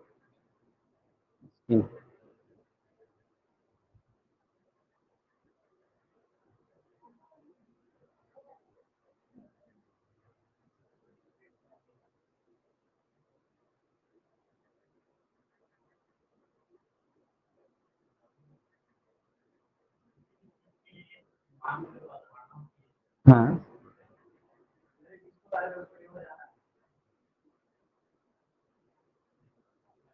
स्कीमा का जो कॉन्सेप्ट है जीन पियाजे ने ही दिया। उनका मानना है कि अभी मैंने क्या बनाया था, ये जो है किसी इंसान का मस्तिष्क है। अब मस्तिष्क है तो उनका मानना था कि पूरी स्लेट तो है नहीं, तो इनका मानना है कि हमारे दिमाग पे मस्तिष्क में क्या आ रही है, बहुत सारी चीजें हम जिसको देखते हैं या पहली बार देखे, है ना, या सुने या अपने अनुभव किया, सभी चीजें दिमाग पे स्टोर होती जाती है। और स्टोर होती है तो एक पूरा एक पैकेट के जैसे हमारे यहाँ स्टोर होती जा रही है। और इस मस्तिष्क के अंदर इतना स्पेस है कि सभी जानकारियां क्या हो रही हैं, पैकेट के रूप में स्टोर हो रही है, दिमाग में जा रहा है, घुस रहा है। आप पहली बार किसी चीज को देखे हैं या अनुभव किए हैं सभी चीजें। और जब मान लो आपने देखा है एक कार देखा, यहाँ पे कार है, देखा इधर से है, कार की छवि दिमाग पे बन गई, ठीक, कार की छवि दिमाग में छप गई। उसके बाद आपने 3 महीने बाद फिर से कार देखा, 3 महीने बाद देखा है, तो ये क्या है ऐसा आप लोग नहीं बोलेंगे, होगा कैसा, आप देखेंगे कि ये तो क्या है, बोलेंगे कि नहीं। तो अब समझिए स्कीमा क्या है। स्कीमा मतलब होता है कोई भी ज्ञान समझ जानकारी, ऐसी समस्त चीजें जो आप पहली बार देखते हैं, सुनते हैं, अनुभव करते हैं, वो चीज आपके दिमाग में स्कीमा बना लेता है, एक इमेज बना लेता है पूरे पैकेट के रूप में। और जब ऐसे ही चीजें सिमिलर चीजें आप देखते हैं तो आपके अंदर का स्कीमा जाग जाता है, और ये कार उठ करके इस कार में ओवरलेप होगा दिमाग में, और उसके बाद ये आपके मस्तिष्क में को बताएगा कि हाँ ये कार है, इसको आपने पहले से देखा है। थोड़ा थोड़ा समझ में आया स्कीमा कैसे बनता है। आपको अगर आप देखिए महात्मा गांधी को तो जानते ही होंगे, है ना? ठीक है, देखे होंगे फोटो में, चित्र में या कैसी भी, उसकी छवि, उस व्यक्तित्व की छवि आपके मस्तिष्क में बन गई है। अगर वैसा ही कोई दूसरा और अदर चित्र आपको दिखाया जाता है जो महात्मा गांधी का ही है, तो आप उसको देखकर पहचानते हैं। अगर किसी चीज की छवि का स्कीमा किसी दिमाग में नहीं बनता तो जितने भी चीजें आप देखे हैं तो भूल जाते। आप अभी आपका स्कीमा खत्म कर दिया जाए, आप घर जाना भूल जाओगे। आपको रास्ता या रास्ते का जो पूरा अंदाजा है वो आपके दिमाग में क्या बन चुका है, आप समझ रहे, स्कीमा बन चुका है। अब जब आप उसको रिपीट करते हो तो आपके मस्तिष्क उस पर वर्क करती है कि ये जो मैं देख रहा हूँ उसको मैंने पहले देखा है, ये रास्ता है, इधर से मेरा घर है। नहीं तो आप कहाँ चले जाएंगे, कहीं और निकल जाएंगे। वो चीजें छप गई है। तो कितना गहरी बात इन्होंने इस अपने रिसर्च में कहा। अब इसको आप डेफिनेशन पढ़िए, कैसे समझ नहीं आएगा बताइए। उदाहरण से आप लोगों को एक विधि होती है ना, कौन सी विधि, आगमन विधि, सरल से कठिन, उदाहरण से सिद्धांत, वैसा ही बताना पड़ेगा आपको। अर्जित सूचनाओं को, मतलब आपने किसी चीज को देखा और वो आपके लिए क्या हो गई, एक्वायर किए ना उसको आप, वो आपके लिए इंफॉर्मेशन हो गया। उसको आपने क्रियात्मक हेतु सूचनाओं की श्रृंखला के रूप में आपके दिमाग में क्या हुआ, मस्तिष्क में व्यवस्थित हुआ। स्कीमा जितनी भी सूचनाओं को ज्ञान संरचना के रूप में आपके मस्तिष्क में क्या करता है, एक व्यवस्थित करने का एक तरीका है। तो अतः जो स्कीमा को जगत के संबंधित ज्ञान की इकाई के रूप में समझा जाता है, और स्कीमा उसी का ही बन सकता है। अब इसके बाद कुछ चीजें और आएंगी ना, स्कीमा बनने के लिए अब क्या क्या चीजें होती हैं। कुछ ऐसी चीजें होती है जिसको आप आत्मसात करते हो, कुछ आत्मसात नहीं करते हो। जो भी चीजें आप पहली बार देखते हैं आपके दिमाग में चली जाती है। स्कीमा काल्पनिक हो सकती है क्या, आप जो देखेंगे वही तो दिमाग में छपेगा ना, क्या? जैसे मैंने कहा है, इस व्यक्ति को आपने जाना देखा, इसकी स्कीमा आपके मस्तिष्क में छपी हुई है, आपने अलग अलग तरीके से इनको देखा समझा है ना? उसके बाद इसके साथ साथ एक और स्वतंत्रता संग्राम सेनानी थे,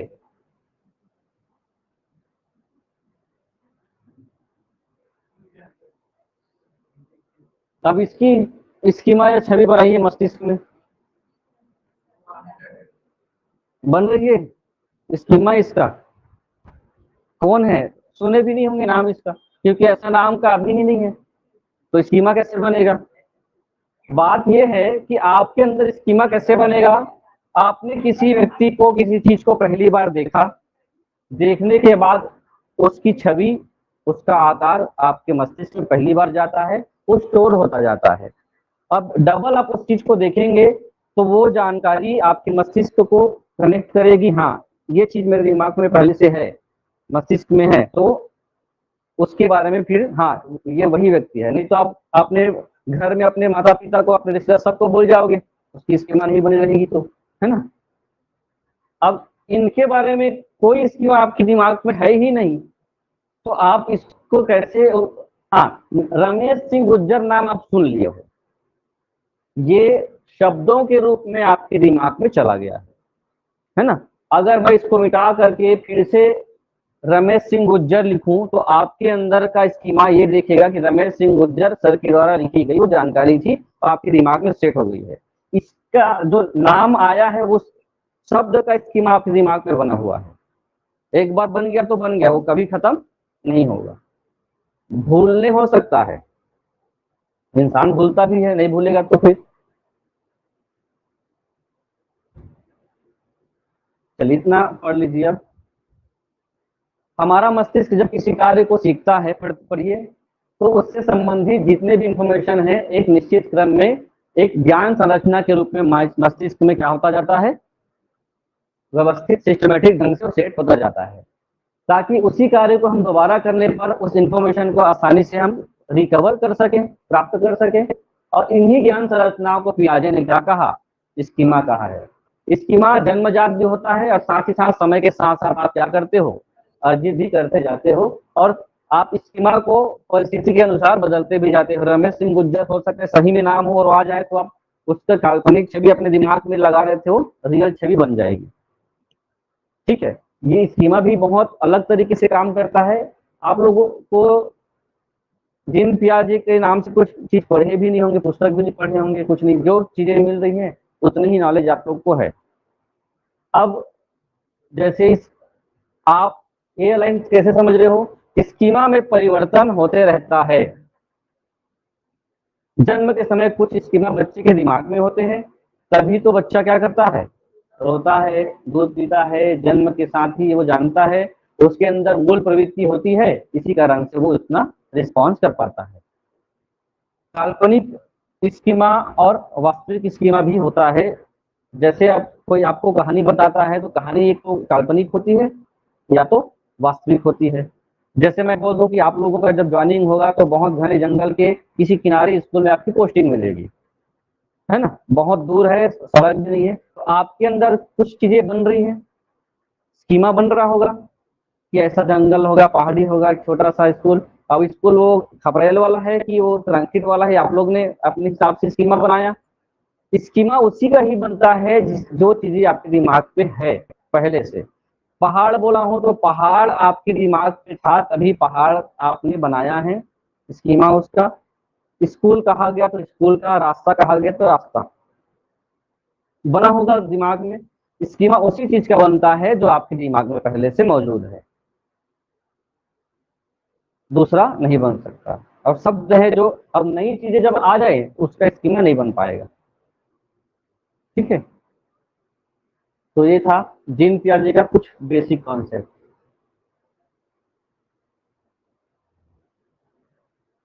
जो बोल रहा था ये, कोई भी स्कीमा व्यक्ति को जो जगत है उसके रियलिटी को मेंटल प्रोसेस के रूप में आपको क्या बनाएगा, सक्षम बनाता है। यानी कि जिन चीजों को स्कीमा हमारे दिमाग में पहले से ही होती है उसी का ही चित्रण हम क्या कर सकते हैं, कर सकते हैं। आपने जो कल्पना किया है, कहीं कभी पहाड़ की कल्पना की होगी तो पहाड़ ही की कल्पना की होगी जो आपके अंदर है। पहाड़ ऐसा होता है वही कल्पना आपने किया है, सड़क ऐसा होता है वही कल्पना आपने किया है। तो देखिए, उनका ये हम लोग मस्तिष्क में चित्रण, दिमाग में चित्रण कर सकते हैं। दो शब्द यहाँ पे लिखा हुआ है, एक होता है स्कॉर्पियो, एक होता है वगांडा। इन दो शब्दों में स्कॉर्पियो शब्द को जैसे ही पढ़ा आपने, एक आपके दिमाग में क्या बना है, स्कॉर्पियो की छवि बनी है, गाड़ी है ये स्कॉर्पियो, है ना, गाड़ी वाली स्कॉर्पियो है। आपने स्कॉर्पियो देखा है तभी तो छवि बनेगी स्कॉर्पियो गाड़ी, या फिर कार बोल देता हूं मैं। लेकिन आपने ये वकाडा की छवि नहीं बना पाए। बना क्या वकाडा, वकाडा क्या है नहीं पता तो छवि कैसे बनेगी भाई। वकाडा कोई काल्पनिक चीज ही नहीं, कुछ ऐसा है ही नहीं, तो कैसे छवि बनेगा आपकी। बात वही है, स्कीमा मतलब जो रियल है, जो पहले से मौजूद है, अब आपको बता दिया जाएगा कि ये कोई जानवर है तो उसके हिसाब से आपके अंदर छवि बनेगी। जो जो चीजें पहले पहली बार आपके दिमाग में आता जाएगा, सब स्टोर होता जाता है।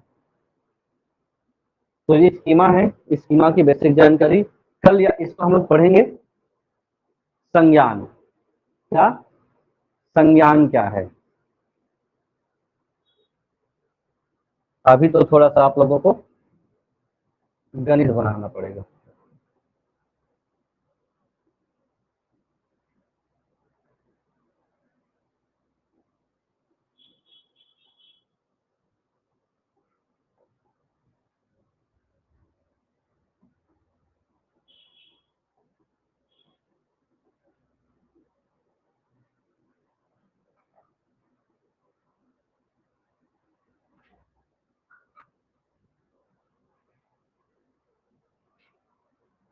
कोण के प्रश्न थोड़ा सा आप आज देखें।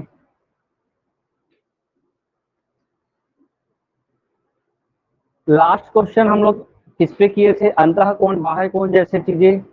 उसके बाद अब थोड़ा सा आगे हम लोग बढ़ते हैं।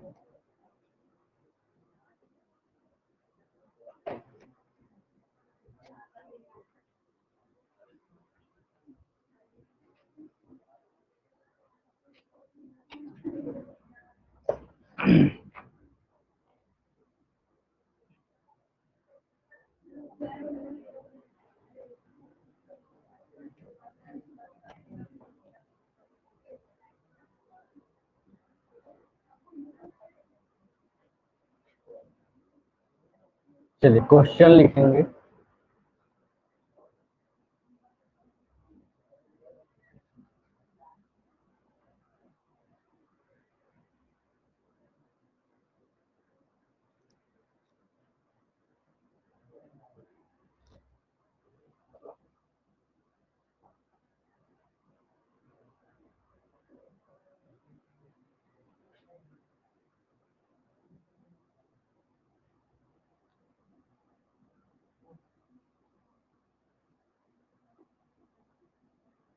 निम्न चित्र में यदि x बराबर 5 थीटा हो तो x का मान ज्ञात करें। बनाइए कुछ।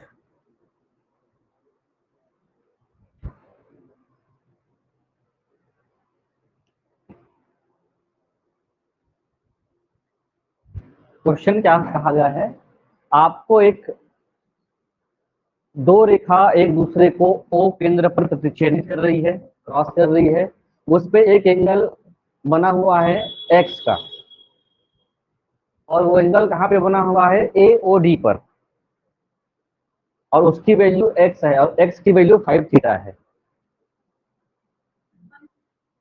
हा? देखना पड़ेगा। 100 नहीं,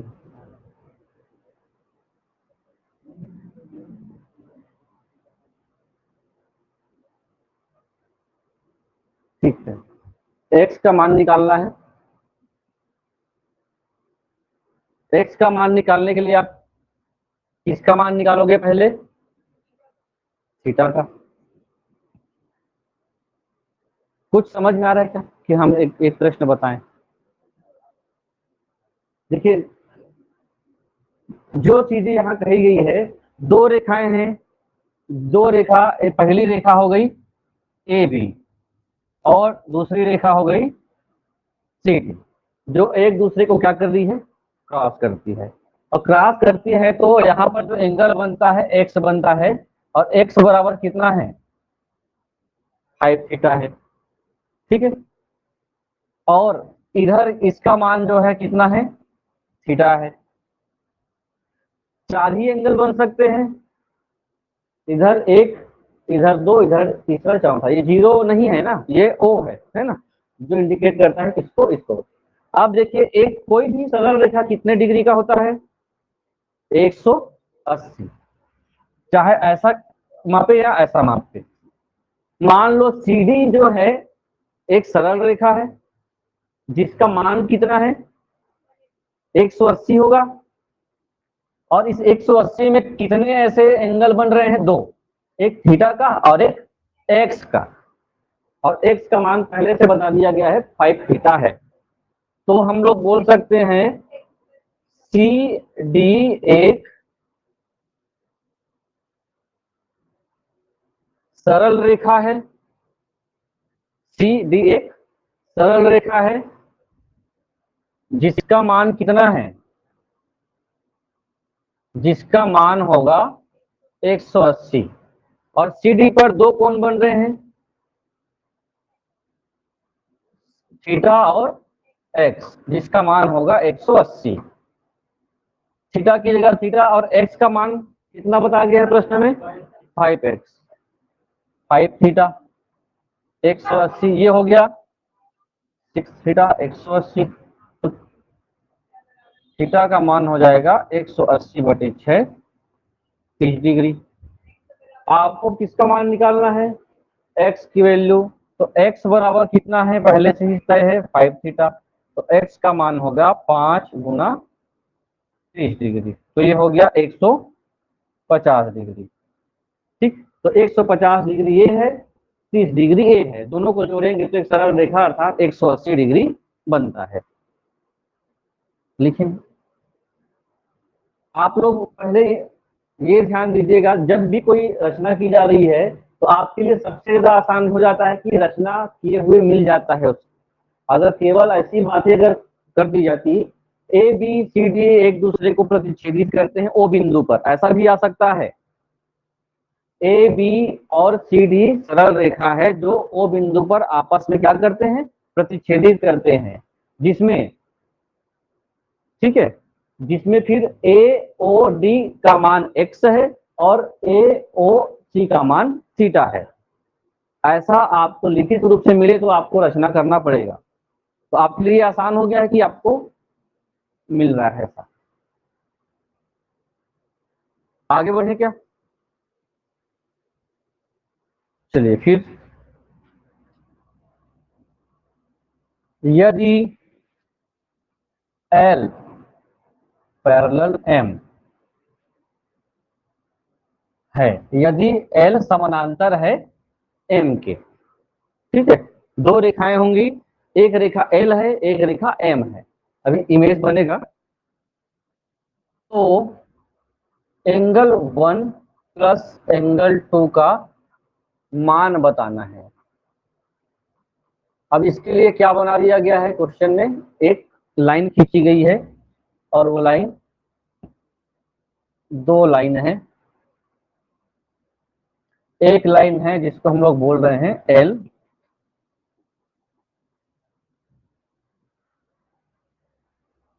दूसरी लाइन है M। ये दोनों समानांतर हो गए, इसको समझना है, जब ऐसा लिखा हो तो समानांतर होता है। अब उसमें दे दिया गया है एंगल 1, इसको लिखा गया है, और इधर दे दिया गया है 30 डिग्री, और एंगल 2 यहां लिखा गया है। ये प्रश्न में आपको दिया है। अब आपको किसका मान निकालना है, 1 और 2 का। देख के बताइए, पहले बनाने से पहले आपको देखना है। अब 180 क्या होगा, कैसे होगा, आप लोग देखिए। यहाँ पर दो चीजें तो हैं, मैंने बताया था कि आज सम्मुख कोण एकांतर कोण जैसे चीजें समझेंगे।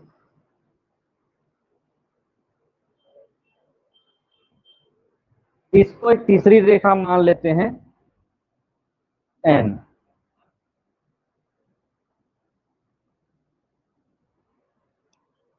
तीन सरल रेखा है, सीधी बात। कैसे पूछा क्या जा रहा है, एंगल 1 और एंगल 2 का मान लेते हैं। जो ये ऐसी रेखा है 180 ही होगी, तो ये 30 है, तो ये कितना होना चाहिए, एक ही रेखा पर दो एंगल है, तो आप M को देख सकते हैं। इसमें अगर कोई एंगल होता तो दोनों का योग करते, क्योंकि इधर देखें एंगल M आपके लिए काम करेगा कॉन्सेप्ट को आगे, सवाल को आगे बढ़ाने के लिए। एक सरल रेखा है जिसका मान कितना है 180, जब इधर का मान 30 है तो इधर का मान कितना होगा 150। जब ये 150 है और ये आपस में क्या है, सम्मुख कोण है कि संगत कोण है, संगत कोण, सम्मुख कोण आपस में रहेंगे ना, शीर्षभूमि है। समांतर कोण, समांतर कोण कहाँ हुआ, समांतर रेखा होती है, समांतर एकांतर कोण होता है एंगल 1, और यहाँ पे कोई और रहता तो एकांतर होता, एक का अंतर, वही एकांतर है आपस में 1 और 2। एकांतर कोण को जोड़े तो एक सरल रेखा बनती है। दो एकांतर कोणों का लिखे हो आप लोग, पढ़ने बोला था आप लोगों को, दो एकांतर कोण का योग हमेशा 180 होता है। अब चलिए एक एक बात देखते हैं यहाँ पर। मैं इसको एंगल 3 मान लेता हूं, है ना। यहां पर माना माना नहीं दिया है, जो जो दिया रहता है उसको लिख लेते हैं। क्या क्या दिया है? दिया है एंगल 3 मान लेते हैं, एंगल 3 बराबर 30 डिग्री। ठीक है, तो एम एक सरल रेखा है, एम एक सरल रेखा है, ये एक सरल रेखा हो गया। तो सरल रेखा में दो एंगल है, एंगल 1 और एंगल 3, जिसका मान कितना होता है? 180। इसका मान पहले निकलेगा 100,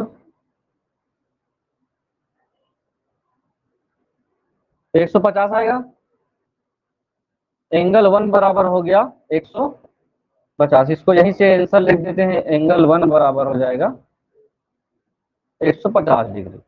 किसका मान प्राप्त हो चुका है? एंगल 1 का।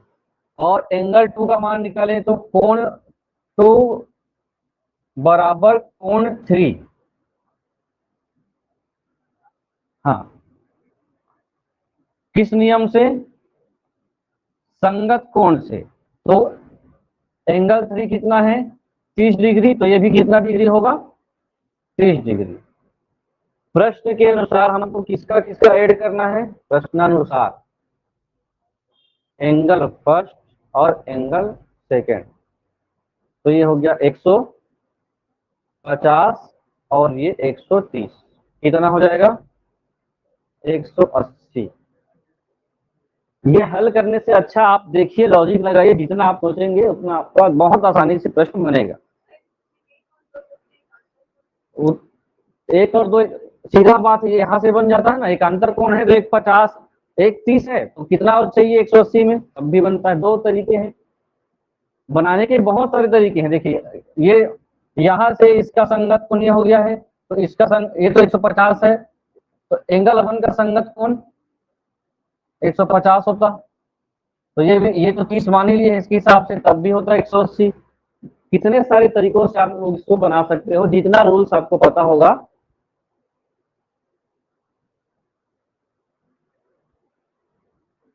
आप लोगों को समझ में आ रहा है कि थोड़ा बहुत आ रहा है ना? आप लोग नहीं भी समझ में आ रहा है तो जोर नहीं देना इसको, है ना, ज्यादा जोर नहीं देना है।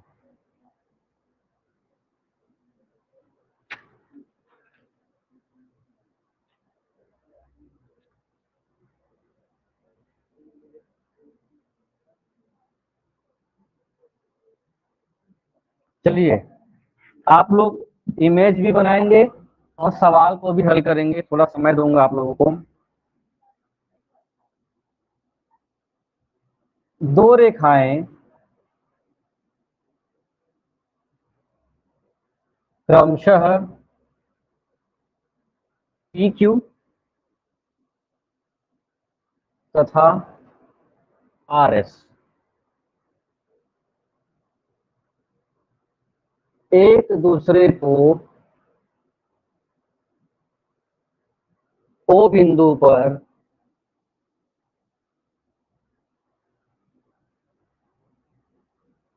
काटती है या प्रतिच्छेदित करती है,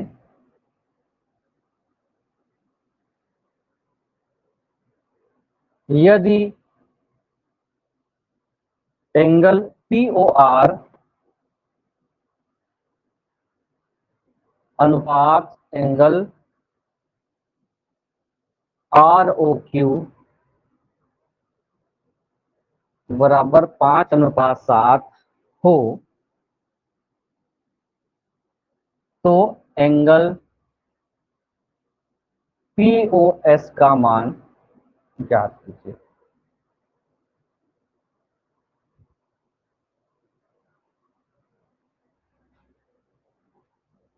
आराम से बनाइए।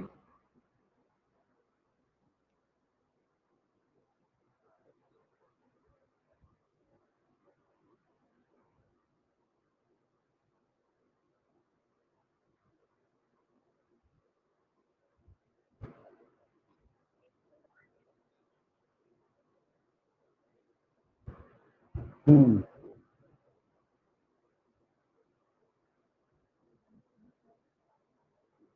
तो रचना करिए, आराम से बनाइए। आप लोग घबराना नहीं है, है ना? कोई उत्तर बता दिया है तो आप लोगों को पैनिक नहीं होना है। आप विषय वाले ही नहीं है तो क्यों चिंता करते हैं? विषय वालों से नहीं बनेगा तो उन लोग दंड के योग्य हैं। ठीक है, आप लोगों के लिए पूरा छूट है, साइंस और आर्ट्स के लिए।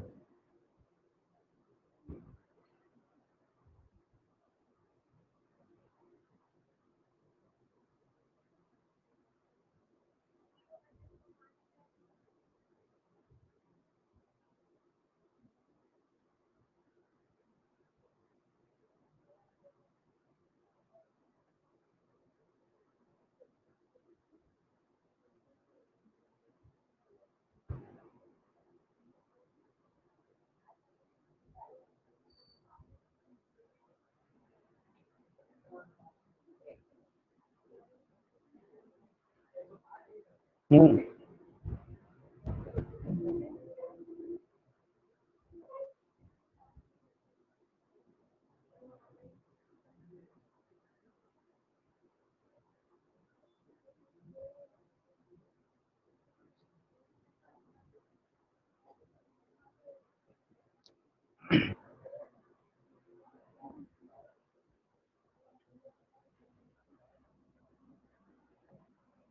2 रेखाएं खींच देते हैं यहाँ पे फिर आप लोगों से। पी और क्यू पहली रेखा हुई, और आर और एस सेकेंड रेखा हुई। कहाँ पे काट रही है? ओ पॉइंट पर ये प्रतिच्छेदित कर रही है। ये ठीक हो गया, 2 लाइन। अब इन्होंने क्या लिखा है? एंगल पी ओ आर बराबर 5 है तो 5x, क्योंकि अनुपात में जब भी कोई चीजें रहती हैं तो उसमें हम चर फैक्टर लगा करके उसको पूर्ण संख्या बनाते हैं। तो x लग गया मतलब ये पूर्ण संख्या हो गई। पी ओ आर कहाँ है? यहाँ देखिए, ये पी है, ओ है, आर। तो इस जगह को हम लोग क्या लिखें? 5x कर देंगे। उसके बाद सेकंड है एंगल आर ओ क्यू की वैल्यू है 7x। आर ओ क्यू कितना है? 7x। 2 एंगल बन गए। अब यहीं पे थोड़ा लॉजिक लगाइए। ये जो P और Q है ये 5 है और ये 7 है, ये दोनों आपस में सीधा सीधा रेखा पे मौजूद है। और इधर opposite opposite opposite opposite angle, मतलब एक सरल रेखा में दोनों कोण क्या करेंगे? आपस में जुड़ेंगे। ये 7 और 5 किसमें है? P और Q में मौजूद है। यहाँ पर एक कोण, यहाँ पर दूसरा कोण। हम देखिए किसी रेखा पर 2 कोण ऐसे हैं, मतलब 180 का पालन कर रहे हैं। तो पहले काम क्या कर रहे हैं आप लोग? एंगल पी ओ आर, या आप क्या कर सकते हो? एंगल आर ओ क्यू बराबर कितना है? 180।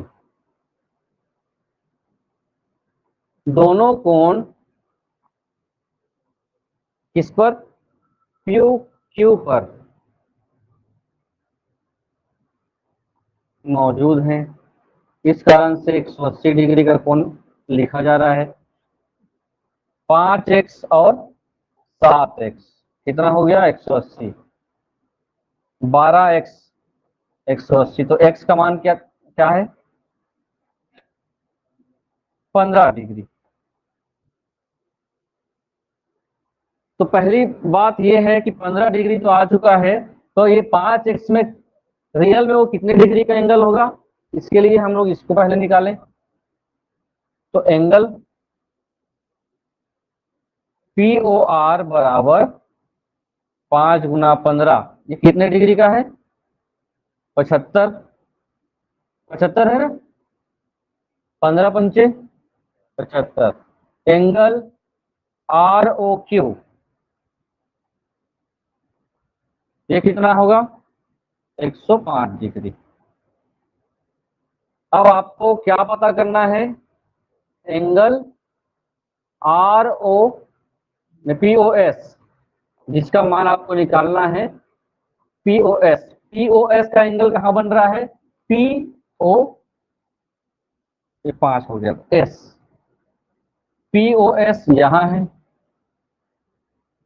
तो POS के लिए आप लोग ये देखिए, अब R और S अपने में 180 बना सकती हैं, ठीक है। या फिर आप लोग उसको छोड़िए, ये जो 7x है उसके सामने का सम्मुख कोण है, ये जो 7x होगा वो 7x वो भी होगा, है ना। तो एंगल POS बराबर एंगल ROS, इसके अनुसार दोनों क्या है? सम्मुख, आप शीर्षाभिमुख बोल सकते हैं, सम्मुख कोण बोल सकते हैं। तो 105 डिग्री बराबर 105 डिग्री, तो POS का मान कितना हो जाएगा? 105 डिग्री।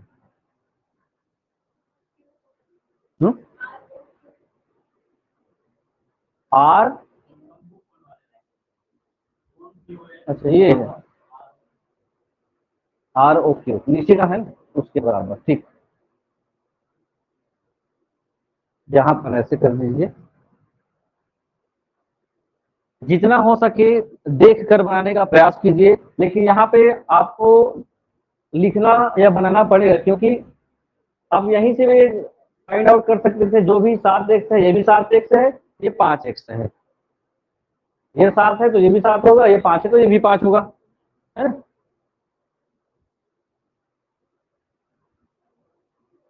लिखें, हो गया। समझ में आ रहा है? थोड़ा थोड़ा समझना जरूरी है, इसलिए पूछ रहा हूँ आप लोगों को कि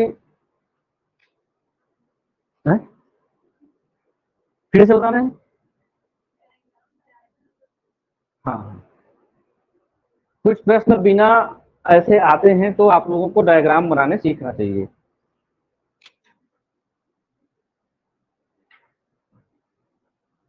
लिखेंगे, दिए गए चित्र के अनुसार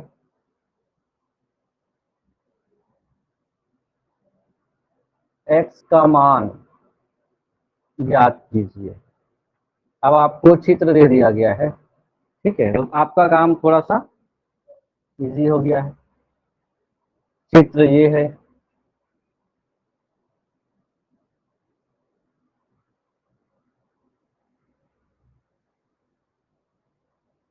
यह हो गया A, B, C, और यहाँ पर D। यहाँ है एंगल X, ये है 38 डिग्री, ये वाला है 43 डिग्री, ये है 54 डिग्री।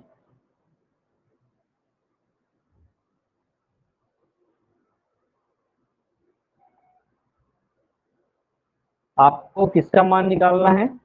X का।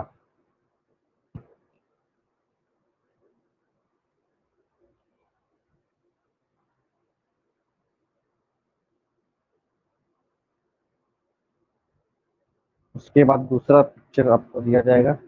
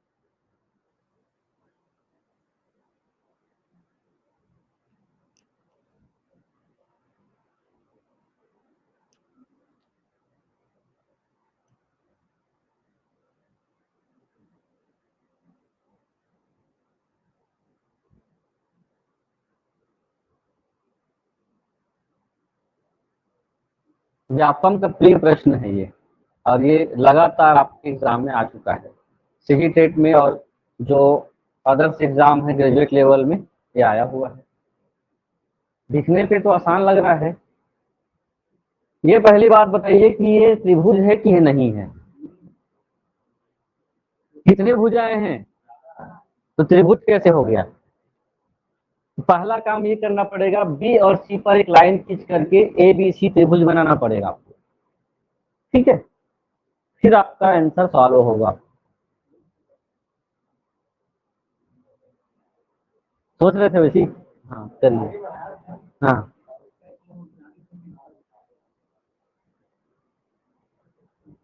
आप लोगों को लग ही रहा होगा कि ये त्रिभुज तो है ऐसे, है ना, त्रिभुज जैसे दिख रहा है। त्रिभुज कितने भुजा है, एक एक भुजा बी सी और डी।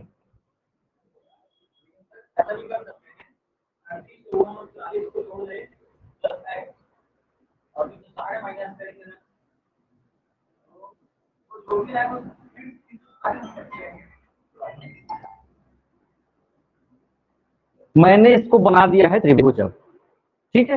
अब समझिए, यहाँ पे कलर चेंज कर रहा हूं मैं, जो भी आप लोगों को ये किया गया है, अब बन गया त्रिभुज ए बी और सी। इसी बीच में आप ध्यान दीजिए कोण कैसे बन रहे हैं। यहाँ पर जो एक कोण जा रहा है, क्योंकि तो ये कोण है, और त्रिभुज के तीनों कोण आपस में क्या होते हैं, 180 अंश होता है, ठीक है। यहाँ पर केवल एक त्रिभुज नहीं बना है, दो त्रिभुज बनेंगे, ठीक। त्रिभुज ए बी सी और त्रिभुज डी बी सी। तो पहले हम बड़े त्रिभुज को लेते हैं और समझने का प्रयास करते हैं। त्रिभुज ए बी सी, त्रिभुज ए बी सी में कोण ए प्लस कोण बी प्लस कोण सी कितना होगा, 180 होगा। जहां पर भी आपको समझ नहीं आएगा पूछ लीजिएगा। हमने एक ट्रायंगल बनाया है ए बी सी, बड़ा हम लोग लेकर चल रहे हैं, जिसमें एंगल वन में देखिए इसका वैल्यू कितना है, 54।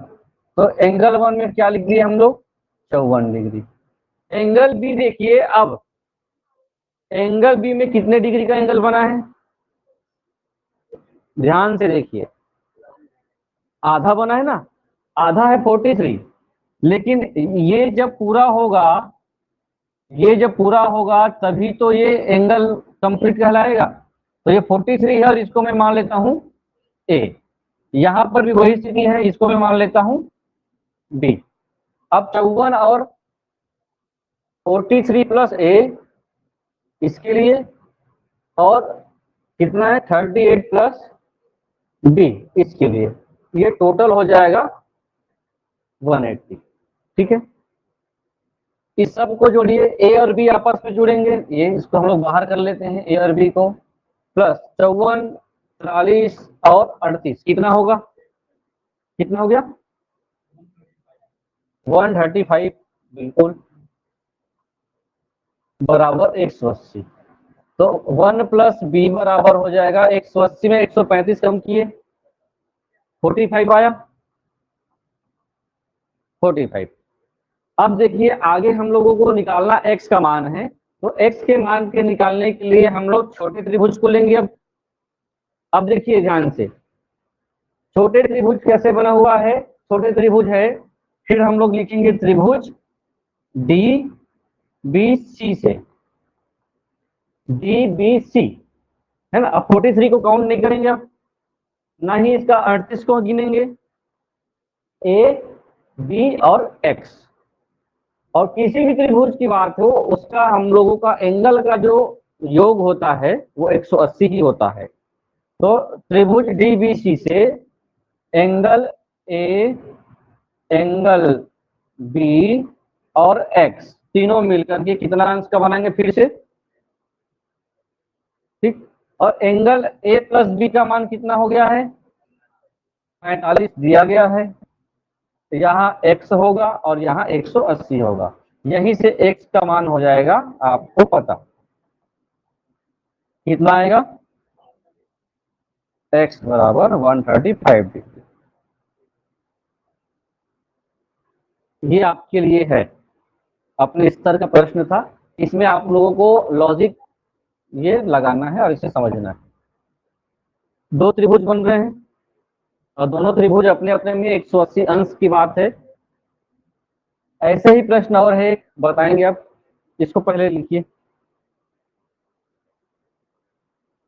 आप लोग चित्र बना सकते हैं क्या ऐसी बोल लिखने के बाद, कि ऐसा इमेज ड्रॉ करके दिया जाए।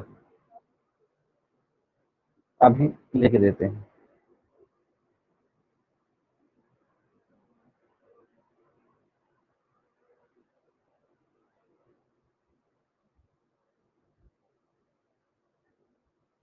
ये तो हो गया ना, लिखिए इसको थोड़ा सा।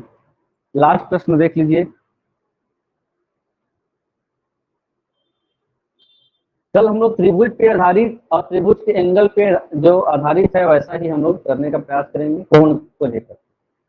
फिर आपको इसको कुछ प्रश्न टेस्ट में भी बनाने हैं, और ये टेस्ट पेपर में ये सब ड्रॉ करने के लिए बहुत समय चाहिए, है ना। तो इसीलिए आप समय के महत्व को समझिएगा और आइएगा देने।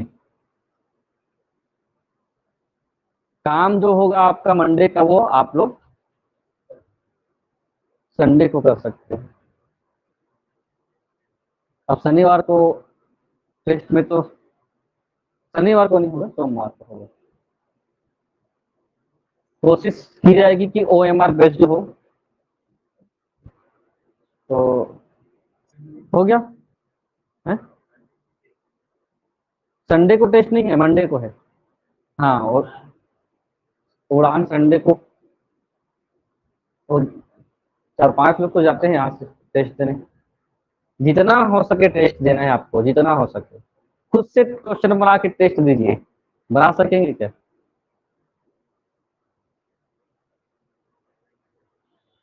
हो गया। लास्ट प्रश्न इसका मैं लिख देता हूं। दी गई आकृति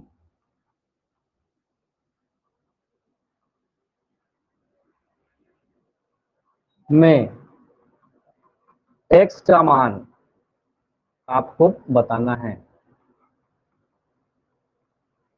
x का मान फाइंड करना है। चलिए बनाते हैं इसको।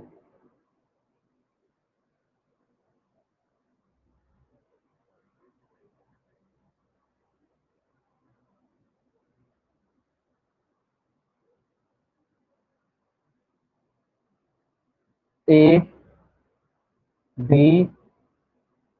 C 50 डिग्री, 40 डिग्री, 30 डिग्री, जहां है x। कोई अंतर नहीं है, बस ना जो ऐसा था त्रिभुज वो ऐसा घूम गया है।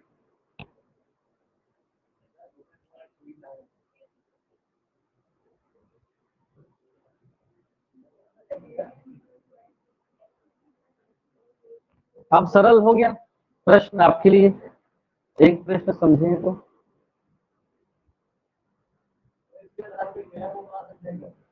हम्म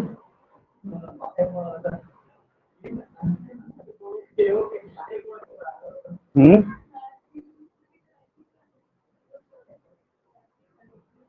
प्रश्न के आंसर को समझिए और उसके बाद बनाते जाइए।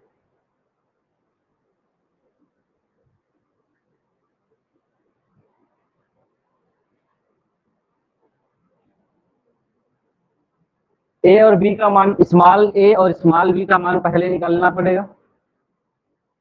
दो त्रिभुज बनाइए पहले, और उसको बी की तरफ को स्मॉल ए कर दीजिए और सी के साइड को स्मॉल बी कर दीजिए।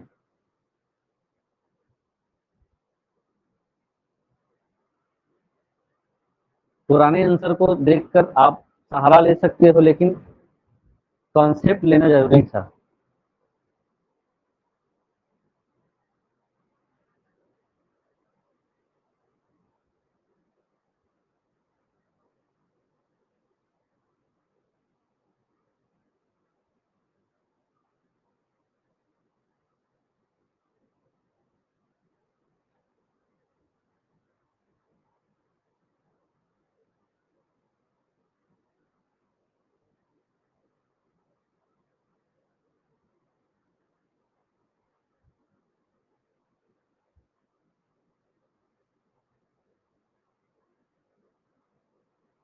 आ गया।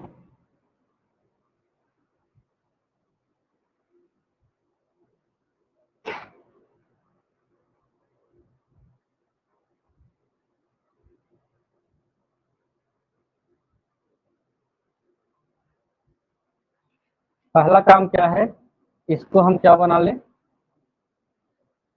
त्रिभुज। ये जो एंगल है उसको हम नाम दे देते हैं ए और इसको नाम देते हैं बी। बड़े त्रिभुज ए बी सी में angle 1 plus angle B plus angle C कितने डिग्री का होगा, क्योंकि त्रिभुज के तीनों कोणों का योग 180 होता है, इस कारण से सबका मान हो गया 40, 50 प्लस ए, 30 प्लस बी, 180। तो यहाँ पर होगा ए प्लस बी धन कितना था ये 5, 120 हो गया और 180, तो ए प्लस बी हो गया 60 डिग्री। अब त्रिभुज, यहाँ पे डी को लिखना ही भूल गए हैं, त्रिभुज बी डी सी में एंगल ए, एंगल बी और एक्स, ये भी 180 होगा। आप ये त्रिभुज है, दोनों का योग तो 60 है, एक्स 180, एक्स बराबर वापस ये 120।